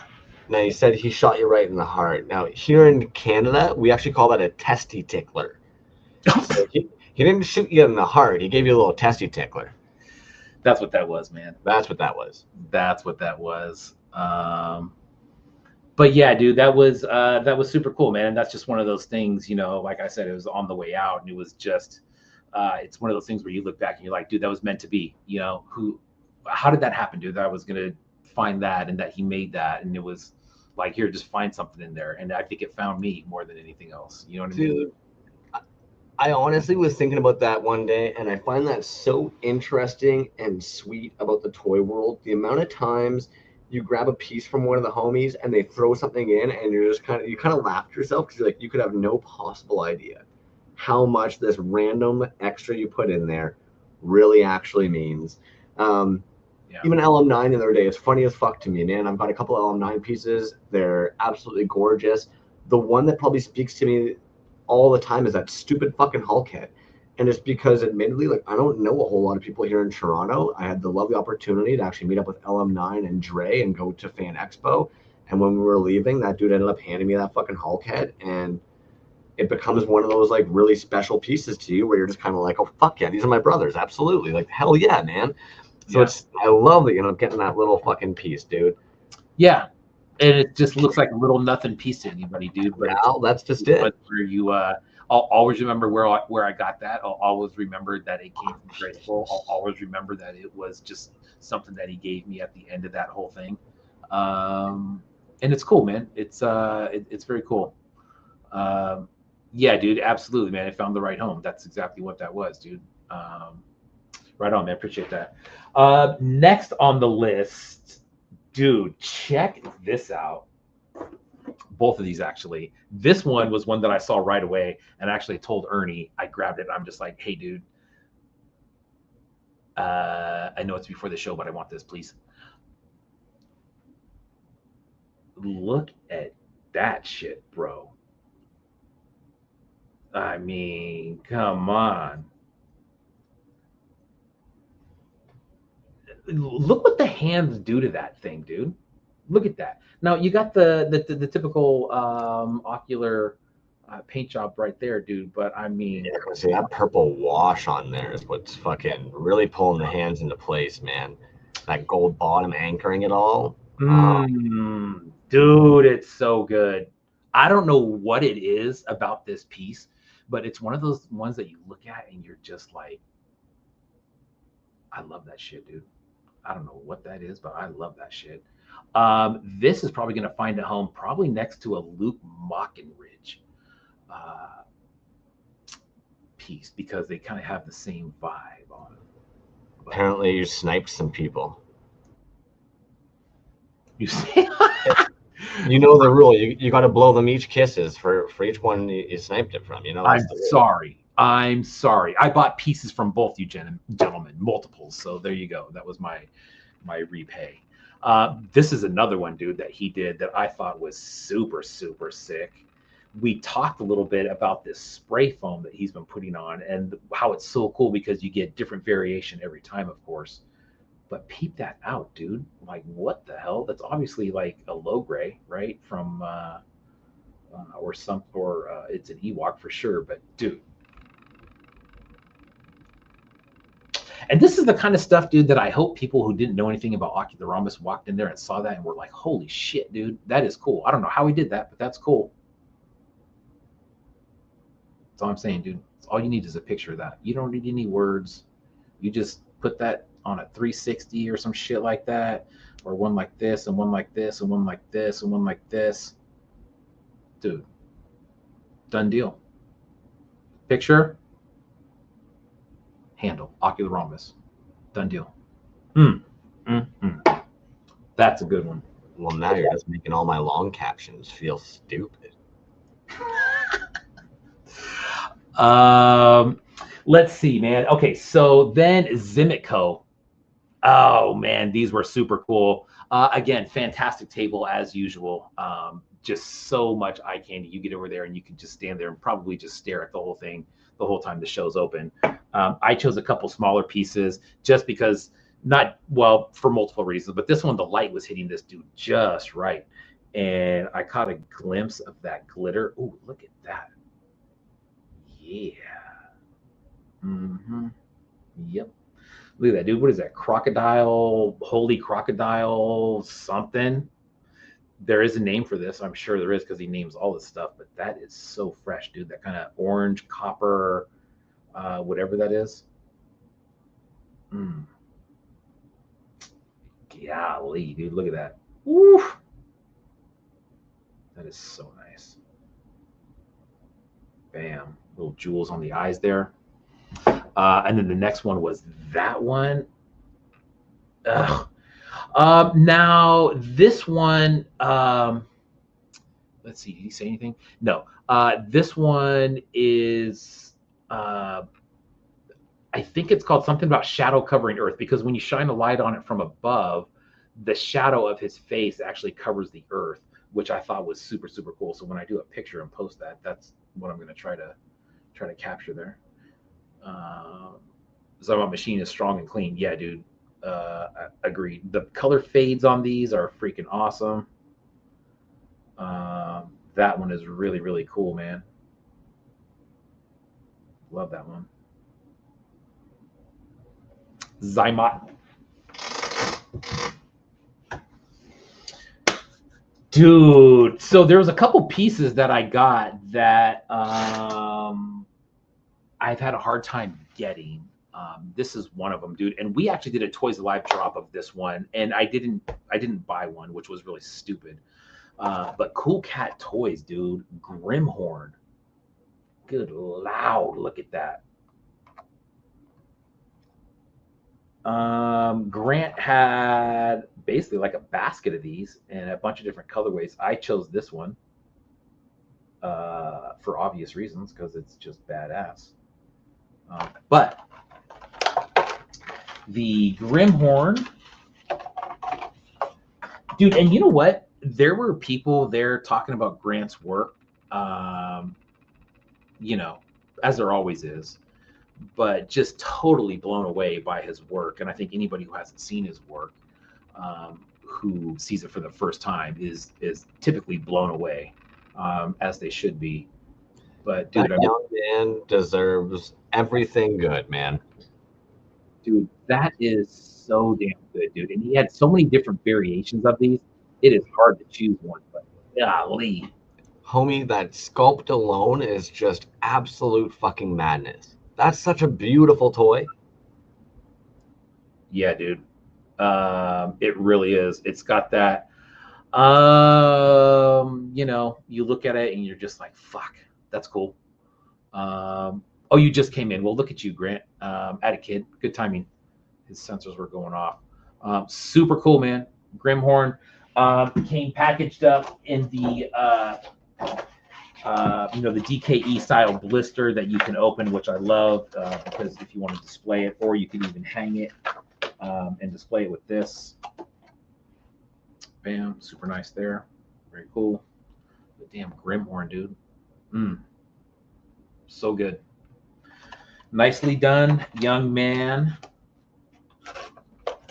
Grant's mom wasn't there, and I'm still upset about that, Grant. So that's fine. We'll meet again. Let's see. Oh, I'm going to save that one. Okay, check this out. Okay, Yo-Yo Dying. Yo-Yo Dying. My phone died right when I sent that last comment. Dude, Yo-Yo Dying had a really cool table, dude. His variety of stuff. We saw some stuff that that Cash had there with the playset and whatnot, but these just 3.75s, just bagged up singles like this. This one I opened, so we'll take that out in a minute. But Travelers, just static 3.75s, but so good. This was some paint technique that he was working on. We talked about that a little bit. Look at that fade.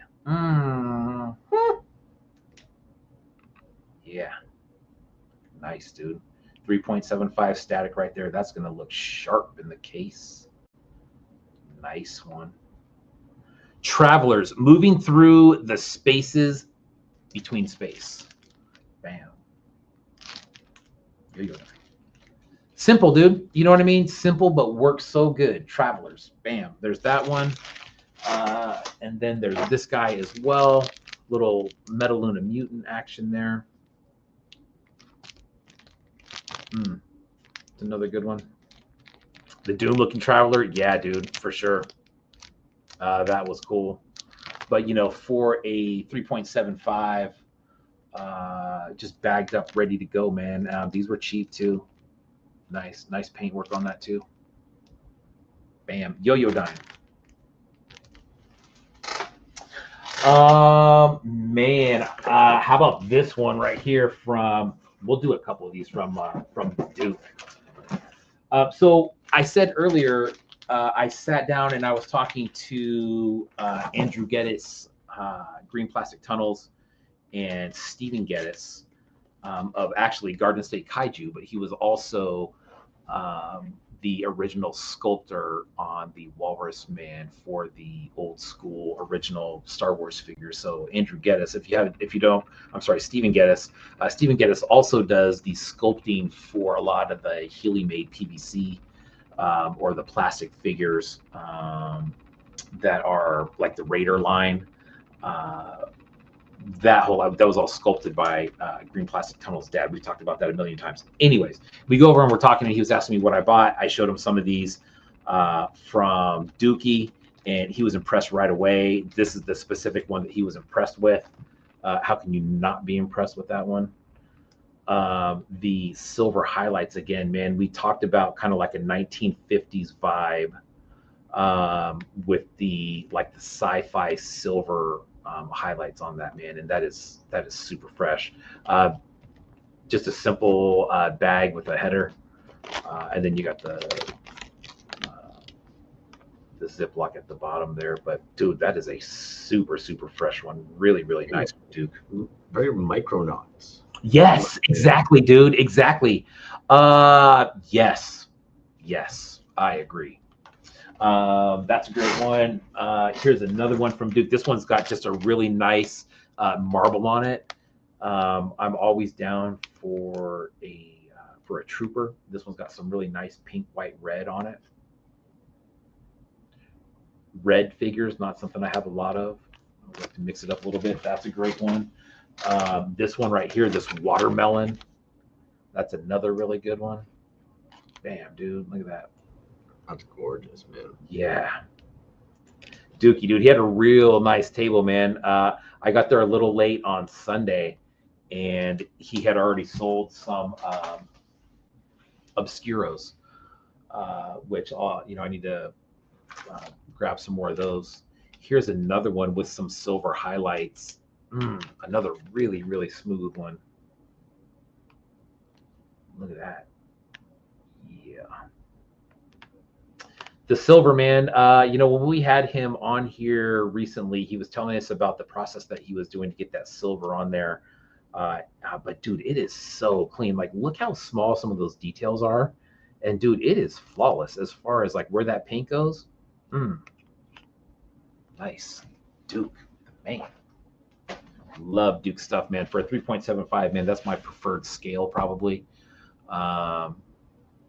Yeah, Ashley said they were gone when I got there on Sunday, livid.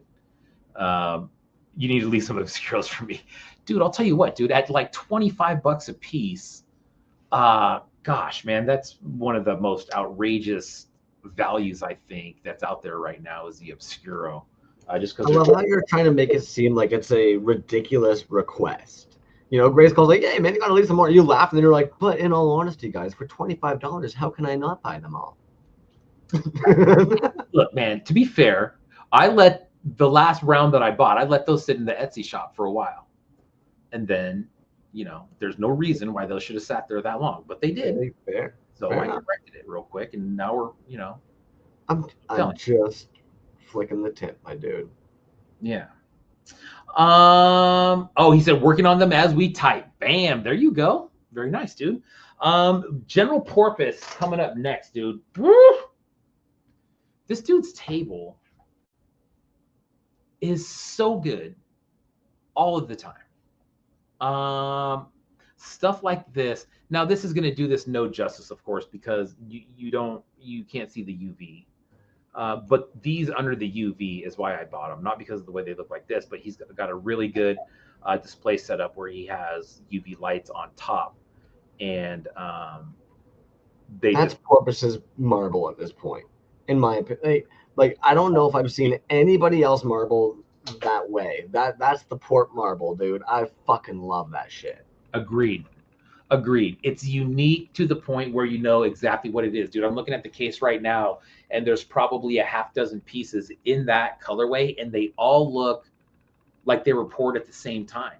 You know what I mean? And every one of them I got at different stages of what he's doing. But you're right, dude. That specific marble for him is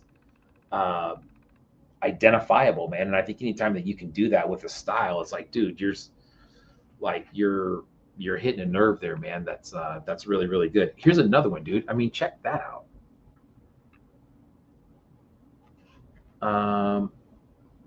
That's another one, dude. It's that same marble. This one's a little bit more opaque, I think, probably. There you go. Now it focuses a little bit. But still, it's that white, bro. Yeah, right? The way it creeps up the... Bro, look at that leg. Trust, man. It's been since October since I've had a hug. I'm looking at that leg. It's so nice. But you're right, dude. That's the albino mammoth. Yeah, dude. He also had a cold cast copper mammoth that had that really kind of like bronzed out, antiqued patina look to it, and it was heavy. I don't know if anybody bought that or not, but whoever bought that, I mean, or if you're still looking for something, it's really good. Those are sick. This was another one, just a Lucy 3.75 that he had. Again, that marble. Porpoise, bro. Dude. Oh, those little feet. Oh, that's dope. With the green feet. Look at that, dude. Come on now. I bet you. I wonder if they're overpours. Say that again. I wonder if they're overpours. I don't know, man. I mean, the randomness of them is so cool, but then you're looking at it, you're like, I don't know, is it random? I mean, it is, but and it doesn't even do it justice, dude. As I'm looking at it right now, like you can see through this, and like it's almost like an amber type look to it. But dude, it's so good, man. So good. Porpoise, dude. UV swirl mammoth, and I couldn't be happier. Likewise, Grant, I have the same one. Xenosaurus Rex Jazz. There you go. And this is the last one from Porpoise, bro. It's stuff like this that he makes where I'm just like, bro, what planet? Where are you from, dude? What planet are you on? I mean, dude, are you freaking kidding me right now? That right there, dude, I think that's one of the most intricate museum-esque style pieces that I own. And I would say in that, let's say top 10 that would fall in that category. Dude, Porp owns half of those, Knowing what we now know about molds, look at that thing and try and picture all the areas that could have been a fucking bubble. And it's flawless. Wait till you see the pictures that I take with this one, dude. I already threw it under the UV a little bit. And like I said, man, all these pieces from him that I bought were based on what I was seeing under the UV. This one right here, this one's going to blow your mind, man. This one is so gorgeous. Good. The Porp, dude. Yes, Necrat art in all its glory. I agree 100%, man. Dude, I'm telling you what, if somebody came by and saw Porpoise's spot at my house and saw that case, they'd be like, those are not toys.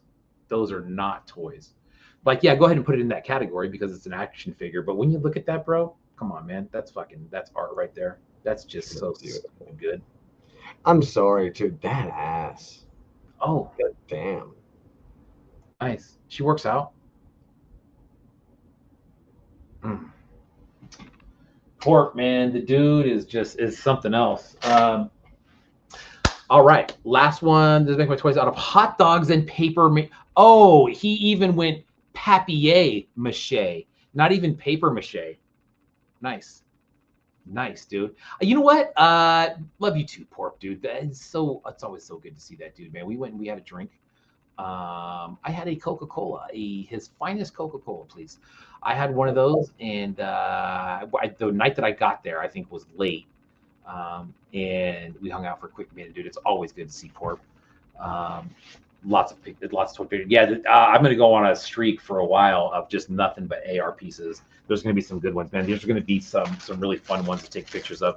This one right here, this is the last one that I got for this week, but this one is one of those ones, dude, where I walked by it and then I walked by it again, and I'm just like, fuck, man, I think I really want that. This is probably my third or fourth cube head. But this one, oh my God, dude. Painted by Kachina. Dude. Let me take the price tag on. I don't even know about that. Boom, dude. That was on display on like a higher level on his on Ray Gun Wizard's table. Oh my God, dude. Kachina, man, his paint work is just so damn good. Dion is such a great dude. If anybody has a chance, if you didn't catch that episode that he was on, maybe like 10 episodes ago or something like that, dude. Check it out because he's a great dude. Dion is a great dude, and his paint skills are just top notch. Fuck, that's good. I thought I was on mute. Sorry about that. If I was just breathing and burping, but yeah, I think it's dope. Yeah, dude, Ray Gun Wizard. Actually, Ray Gun Wizard is going to be on next week. which is going to be super cool. He also does this little zine that goes with it, which actually, we talked about this. This is the story of this guy, how he became Cubehead. But bring it closer to the camera for us. Yeah, just let us marvel in that fucking glory.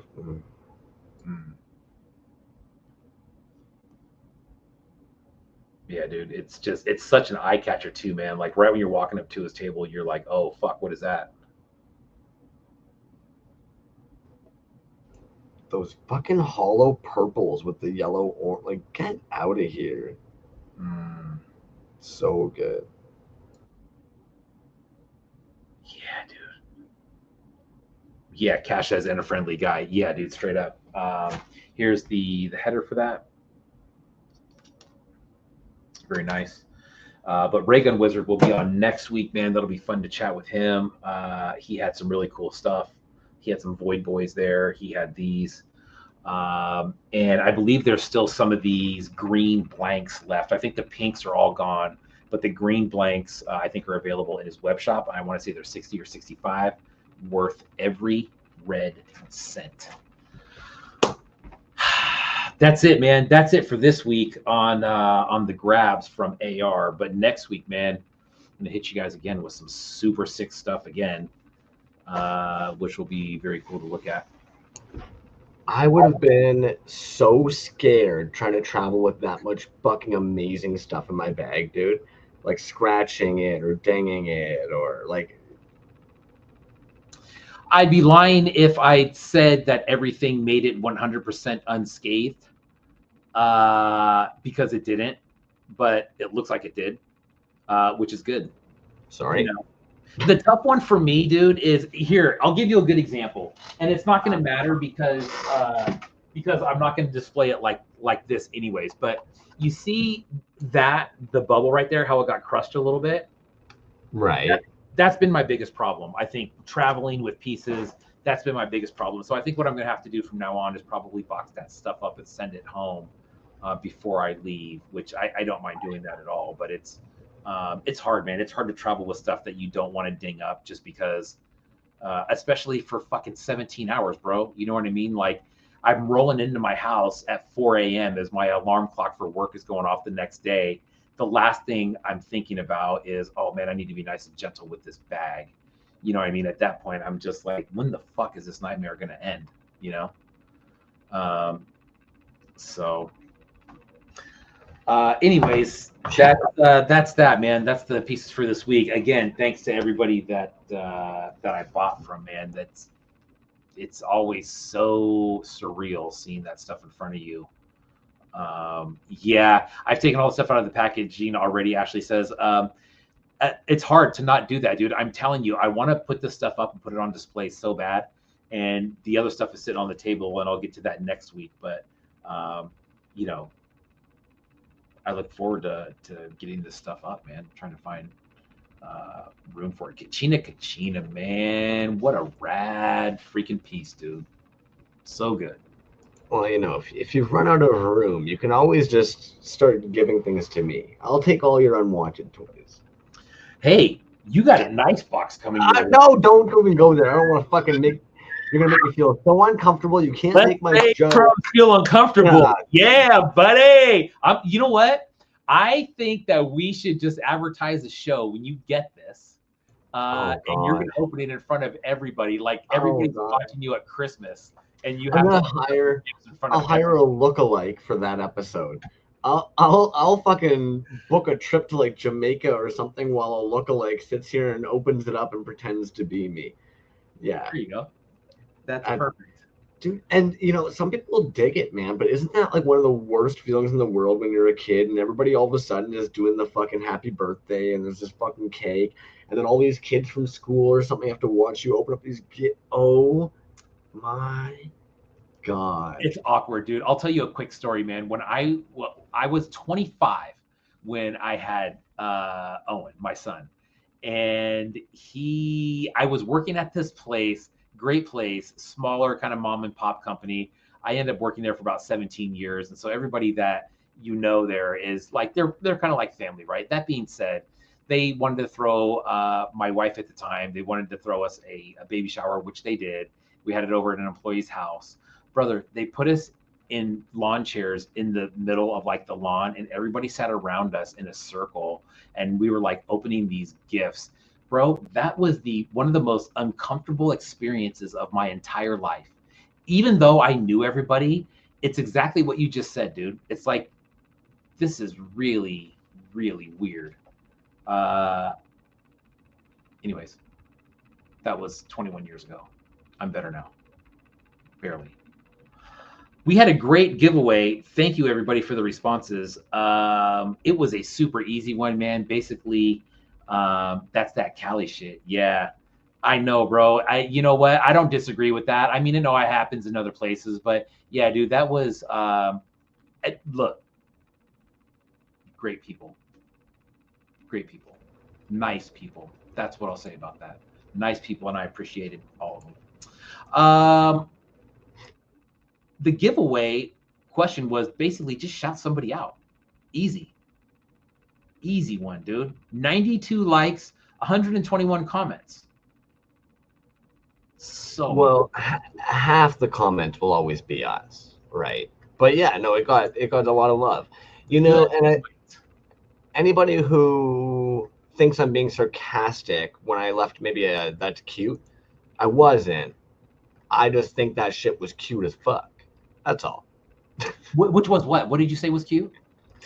A couple of people left certain comments where they'd kind of be like, I can't pick just one. Everybody's been so nice and they're like family. And I'd be like, that's fucking cute as balls, bro. So like, if I said that, I wasn't being sarcastic. I actually just thought it was fucking cute. All right. That's cleared up. But it's cool, man. My brain. That's an easy one to default to, right? But I guess in a way, this is how I see it in a way, right? Like if someone down the road, it says, you know, hey, name some artists that you would turn somebody on to that just came into the scene. Or if someone said, hey, where would I start? I think pointing them to a post like that and just saying, just go through that list and just start looking people up and just follow everybody that you see on there. And I stole some for tabs. Oh, dude, I'm telling you, it's great. It's great. Do you have tabs? Yeah, my bad. What am I talking about the giveaway for? Let's get to the tab. Oh, okay. Well, I mean, I was just gonna roll with it. I was fine with it. No. You stop me. You stop me and say, hey, shut your stupid mouth. Oh, hey. No, you shut your beautiful little fine lips, my bro. That's what I would say. Thanks, fuck Toys, for shooting this one, man. This maker is fucking obviously they're just hermiting around making dope shit, but like vehicles are in. We were talking about that like a couple months ago. Vehicles are obviously in. This artist we've shown up a couple times. They're the artist that had that big pile of these little goblin dudes standing up. Where are we now? Yes. Oh, yeah. So they have these guys, but they've been spending time making this little vehicle and now have working versions of that too, with big guns attached to it. That's awesome. Dude, and the fact those little goblin drivers, cool. That's fun to me. Yeah, straight up, dude. I like that account, man. Yeah, 342 followers, dude. Shameful. Same as this one ended up landing in my lap, and this might have been Fucked Toys as well. Twemel Toys. So they're making, I guess the best way I can describe it is almost roto-casted. They're Safubi-like resin-casted toys. Ooh. Right? That's cool. So it leads me to think, it's like, well, only way I can really think about that is roto-casting. Yeah. Yeah. But unless of course you played with the infills on a print, but they're casting. So interesting stuff happening over on this account, man. 204 followers. Only and then of course jump on that one, dude. Good one. Garden Variety. Yeah. Was this you? No. Dude, these are some pieces. What caught you? To the left? This guy? Yeah. Yeah, neat, eh? Skull body chonkers. Dude, there's something. I love the way. Yeah, dude, there's something about that. I love the way that sits from the front. That's awesome. Dude, think of the balance that has to have, dude. That looks like a weighty piece up there on top. Yeah. Think about the amount of fucking resin that beast takes. Yeah. But yeah, we're obviously late to the party. Yeah, exactly. Isn't that funny though, dude? You see that, and you're like, oh yeah, there's like 100 people that follow it. I'm just like, damn, fellas, sorry, I'm very late to this. Right? But this guy actually reminds me a lot of that recent one that Scott Cherry dropped. Look at that, dude. A sculpture inspired by the modern art of paranoia, phobias, and negative news. Interesting. A shrouded skeletal reptile adorned with mask of tragedy, sharing his awful news feed to the unwary. Yeah, boy. Yeah, boy, get it. Damn. 396. That's hard right there, man. I like that. Right? That's what she said. Fucking sorry, dude. You know, I've thought about it a couple times, man. I don't know what it is in my old age. I'm like fucking Peter Griffin and Michael Scott from The Office merged into one incompetent, stupid idiot who can't help but say that that's what she said or your mom. Michael Scott, one of the greatest characters of all time. Love him. Who is this? This is gonna be Clown 9. Clown 9. Cloud 9. This even I think gives like a nice little collage of everything they've been working on. But they actually have a couple things up for sale right now. 35 limited time. Ooh, nice. That's cool. What is that? 10 limited time. Mm-hmm. This with the fur, like it kind of almost reminded me of some Zimmit stuff, to be honest with you. Yeah. Mm-hmm. Especially some of their earlier stuff. Huh. 35 Even a little dash of some pocket salsa in there. Yeah. Mm-hmm. Now, Excellent Crypt had been quiet for a little bit, but they ended up actually dropping these. Oh, what is that? Look at that card, dude. Dude, we've like there's been a couple makers that are working on like the Polly Pocket style, and that is just so fucking cool. I know Von Fake Name has been playing with it too. Nice. Brilliant, man. Yeah, that's cool. Just brilliant. Fucking ray gun wizard. Well, obviously you were showing off this fucking fatty you had today in a different paint app, but he's gonna actually be dropping a couple these. The assembly required surplus drop is live. That's from Dirty Yeti, and I'll be showing that off in about 2 weeks. I can't believe I missed that at the show, dude. I've been wanting a Dirty Yeti piece for a long time, and when he posted that today, I'm just like, bro, how did I miss that? But very, very, very, very happy I landed that, man, because Dirty Yeti is the shizzle, man. I love that dude. Hey, can you go back to that real quick to Ray Gun Wizard? There was something. So this piece right here in the middle, what account was that, dude? Mad World Toys is who that was. That was not Mr. Toys. That feature, Mad World Toys was that first one, and he was right next to somebody right in their area, dude. But those things are sick, man. Those elephants, dude. Yeah, really gorgeous. Reminds me of almost some kind of like Swamp Thing Animal Man crossover. Really fucking cool. Mm-hmm. Yeah. We'll talk to him about that next week. Oh, yes. He's back, dude. So if you haven't snatched up any of these, the King Giderosk claim post. Claim your very own King Giderosk. Sorry. No, go ahead. I was just gonna say $15. I mean, $15, $21 with shipping. Which, as we discussed, my joke's always you got to move the decimal point over to. So like 250 Canadian. Yeah. I mean, look how good those are, dude. I mean, for $20, I don't know what you're waiting for. No, there's a really good collection set of them too. Like that's what I like, a variety. There we go. Had to find the right word. Collection set. No, there's a nice variety of toys there. I just wonder how I missed these boners. Bunch of neat, erect, rad staff. The fuck, Dude, the scale that he works in would drive me bonkers, dude. I know deep down, Burial Boba is actually my soulmate because they're about the only one who knows how to properly handle the tiny goods. Well, there you go. That makes sense. That makes sense. Oh man. I'm sure sometimes I say shit and you're just sitting there being like, I fucking hate this guy tonight. So here's something that's very funny is okay, now I don't know if he's watching. If you're watching, just to cover your ears. If you're see this on the replay, oh well. He gave me a bunch of stuff to give away and was just like, here, take these. They don't need any accolades or anything like that. Just throw them in people's bags. So there's a few of these things, and actually there's some of them coming to you, so you can hand them out too. But they are so fucking cool, man. And he's like, here's a bag of these. Nah, I just happened to have the screen up at the time you were saying that, but I don't know what you're referring to or the individual you're referring to. You weren't referring to Simon, right? Yes, I'm sorry. Yes, my bad. Fair. I just thought maybe it was a strange coincidence that I had pulled it up at the same time that you were saying that. They've popped a couple of leftovers up from their shop, from the assembly required up out of their shop as well.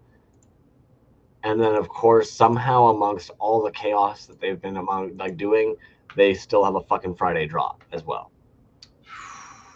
It's the machine, dude. The dude is a freaking machine. I don't understand. I bet you he's got a pressure pot in the washroom, so that even when he's going to the washroom, they can be pouring things and casting them up. It's possible. I mean, you think as the time that it takes to make all that stuff, you're like, that probably has to be happening. But look at that. If I'm not mistaken, too, the opaques are their own mixtures. I mean, if you're watching, definitely chime in and be like, shut the fuck up, Crumbs. No, it isn't. But I'm almost positive if you scroll back through their feed, this opaque from the oh my goodness, they're using the Wonder Vinyl paints, and they've made their own concoctions to get those opaques. Bootleg Toy Co. with a whole another set of these fatty fucking oh my goodness. You say it. Lunatic Lime and Psycho Paint, man. The Obaki coffin. Thank you. Ooh, look at that. Oh my goodness. And you know what's very cool about that, dude? Like, you look at that and you know that we're gonna see some one-offs painted. Port, right on, doggy. We'll see you again, man. Oh my, the God Beast. Oh yeah, okay. So I took my tiny little brain a second to figure out where I was because the God Beast normally actually works in Glyos, but they're actually gonna like check this fucker out. What this drops tomorrow, 8 p.m.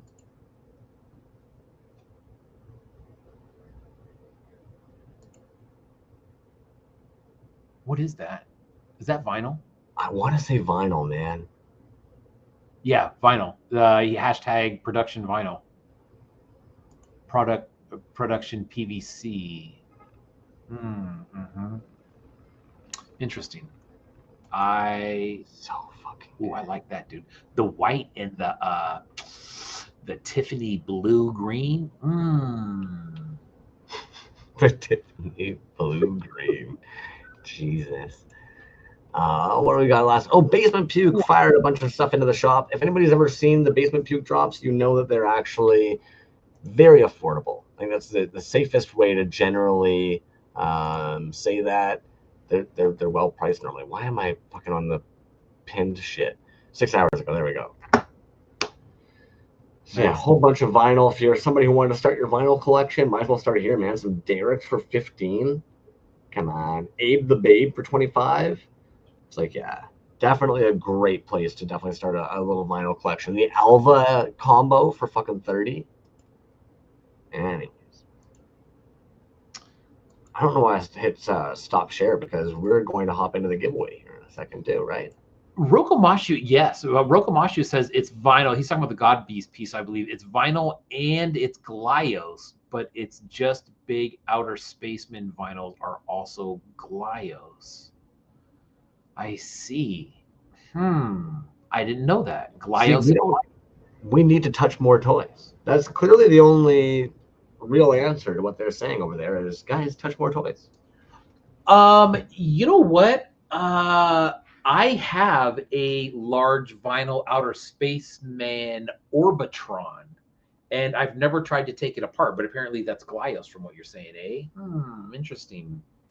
Rokomashu, by the way, I had talked to a lot of people at Assembly Required, and a lot of them said that, like, dude, of some of the most recent episodes that we've done, Rokomashu, dude, was one of their absolute favorites. And I was like, dude, I agree. What a great dude that was. That is, I should say. So anyways, yeah. They came with adapter pieces too. Gosh, good question, dude. I don't know. I'd have to go back to the box and look. But those are very cool, man. Outer Spacemen, they have great sales sometimes. They do like 50% off. And you can snag some really, really cool shit. Yep, not the head though. Okay, cool. Interesting. So the giveaway, let me grab the giveaway stuff so we can take a look at that right quick. Yes. See, here I thought B was gonna like reach down and pull it out or something. So that's why y'all got a full screen as he was getting up like some old man and left a chair just half swiveling. That's what was going on there. This is going to be a pack from Assembly Required. So let me just get in here with this. Oh shit! Sorry. This is a piece from Grayskull. That's one of the pieces that I bought, but this actually glows like a really, really cool blue, like a blue glow. That is in the box. And it's actually a set because it does come with the alien as well. Atomic Dead Zone from Grayskull Toys, man. These are great. That's so fucking clean, bro. Great. Dude, you know what I'm saying? Man. Like, look at that presentation, dude.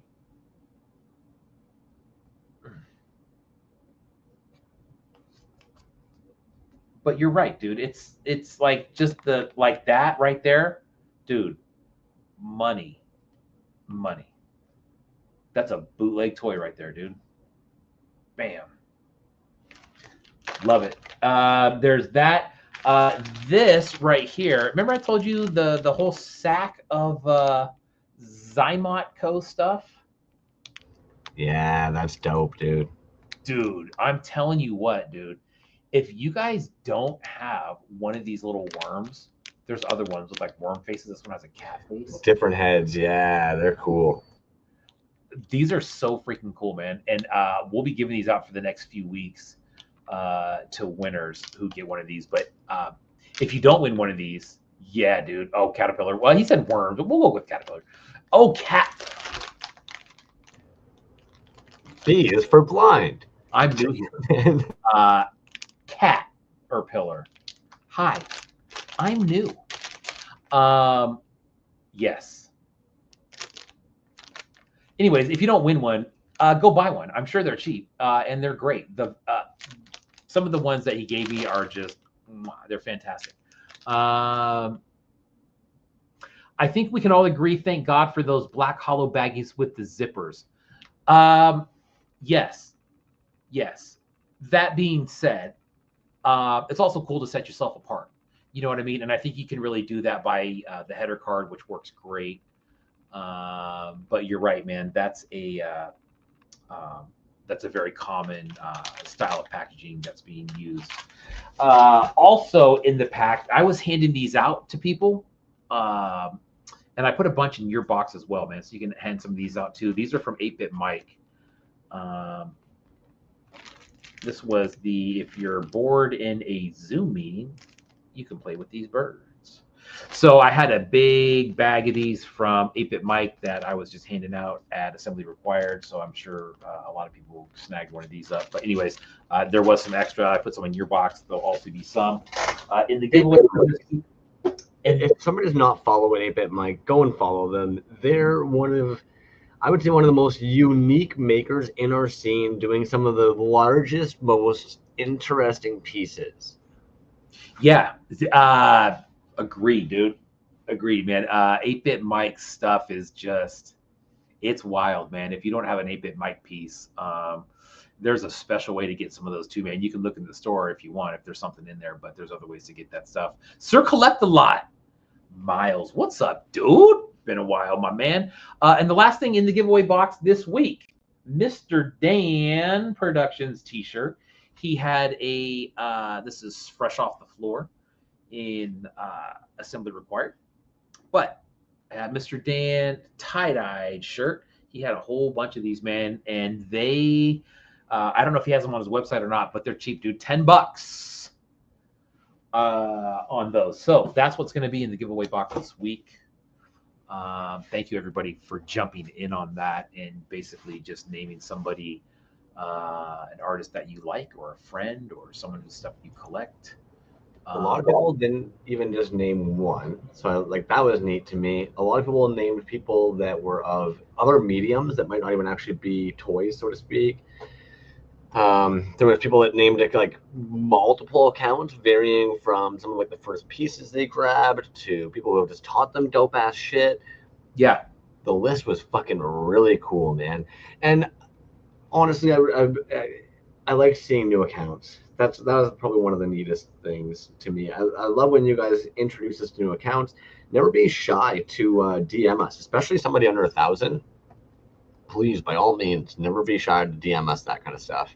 Yeah, dude. We looked at some accounts tonight that you pulled some great ones, dude, that were under 300, 400, something like that. One of those accounts certainly came from our feed tonight, and somebody sharing it in the giveaway. Yeah, very cool, man. Everybody give those accounts a follow if you can. You guys know how it felt when people started following your account, and I'm sure it feels pretty good. So that's one of those things, man. A like, a share, something like that, a story share, anything like that, man. That's all fuel to the fire. Ashley, I did see your reply on the giveaway come in, and so I'm going to add you into the giveaway numbers. I just didn't get a chance to reply to you yet on the post, my dude. Yeah, you want to spin this thing and see? Let's do it, man. Yeah, how many did we get all together? 33. 33 on the wheel tonight. You bet. Which, you know, again, kind of freaking neat that 33 on the wheel tonight. We're sitting at 36 viewers. Look at you freaking neatos. Yeah. Oh, God. I'm just looking through the comments. So many. God, so many.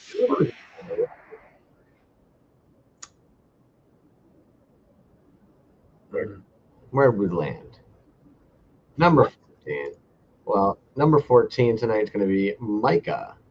Micah T. Joliffe.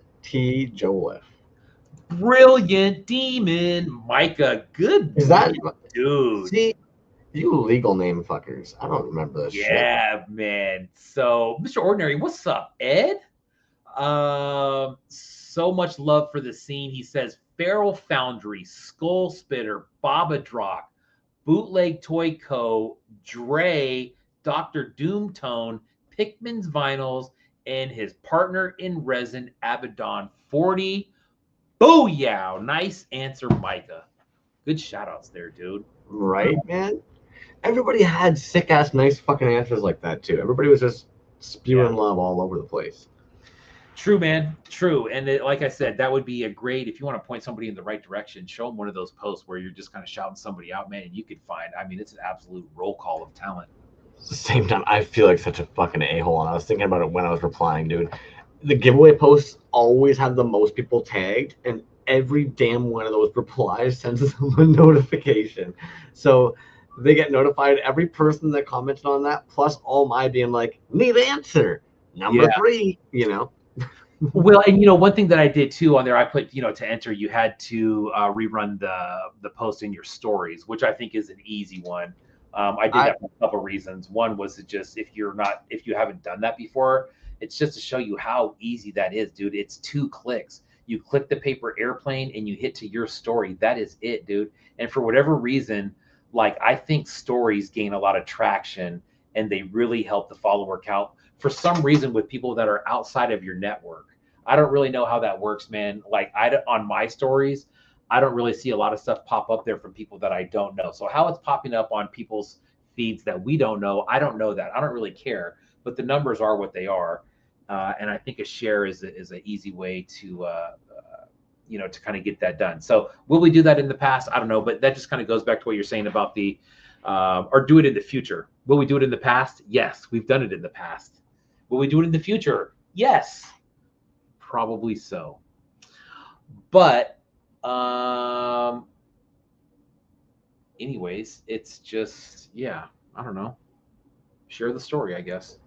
Well, and same as, on bootleg Toyco, they shared on their post today too. Beat the algorithm, like, comment. Help the homies, man. Yeah. All right. We've got a big week next week again when you're going to show us a big old horde of fucking toys again. I don't know how you're going to stay contained about that. Otherwise, we've also got some sick guests next week. Raygun Wizard's coming in for the first time. Cool Cat Toyco is coming in for like the 15th time. According to B, you better bring your mom. I don't know what that's about, but I'm sure many of the toy dudes would agree. Bring your mom. Yeah, hey, why not? Next week, we are going to see HH Toys, Jason Lex, ETC, Don or Don't Care, Bad Mojo Toys, Playful Gorilla, Retro Zone Neon, Bog Squad, Green Plastic Tunnels, Gloopy Goblin, and Fat Hand Toys, who was a new one for me that I snagged a piece from at Assembly Required. I was just going to say, the moment you dropped that, I'm like, who the fuck is Fat Hand Toys? This isn't somebody I know. Anyway. Man, cool little, he's a good sculptor. Yeah. All right, dude. It's going to be pretty cool.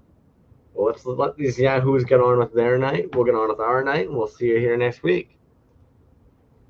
Peace. Thanks for joining. Oh, Jesus.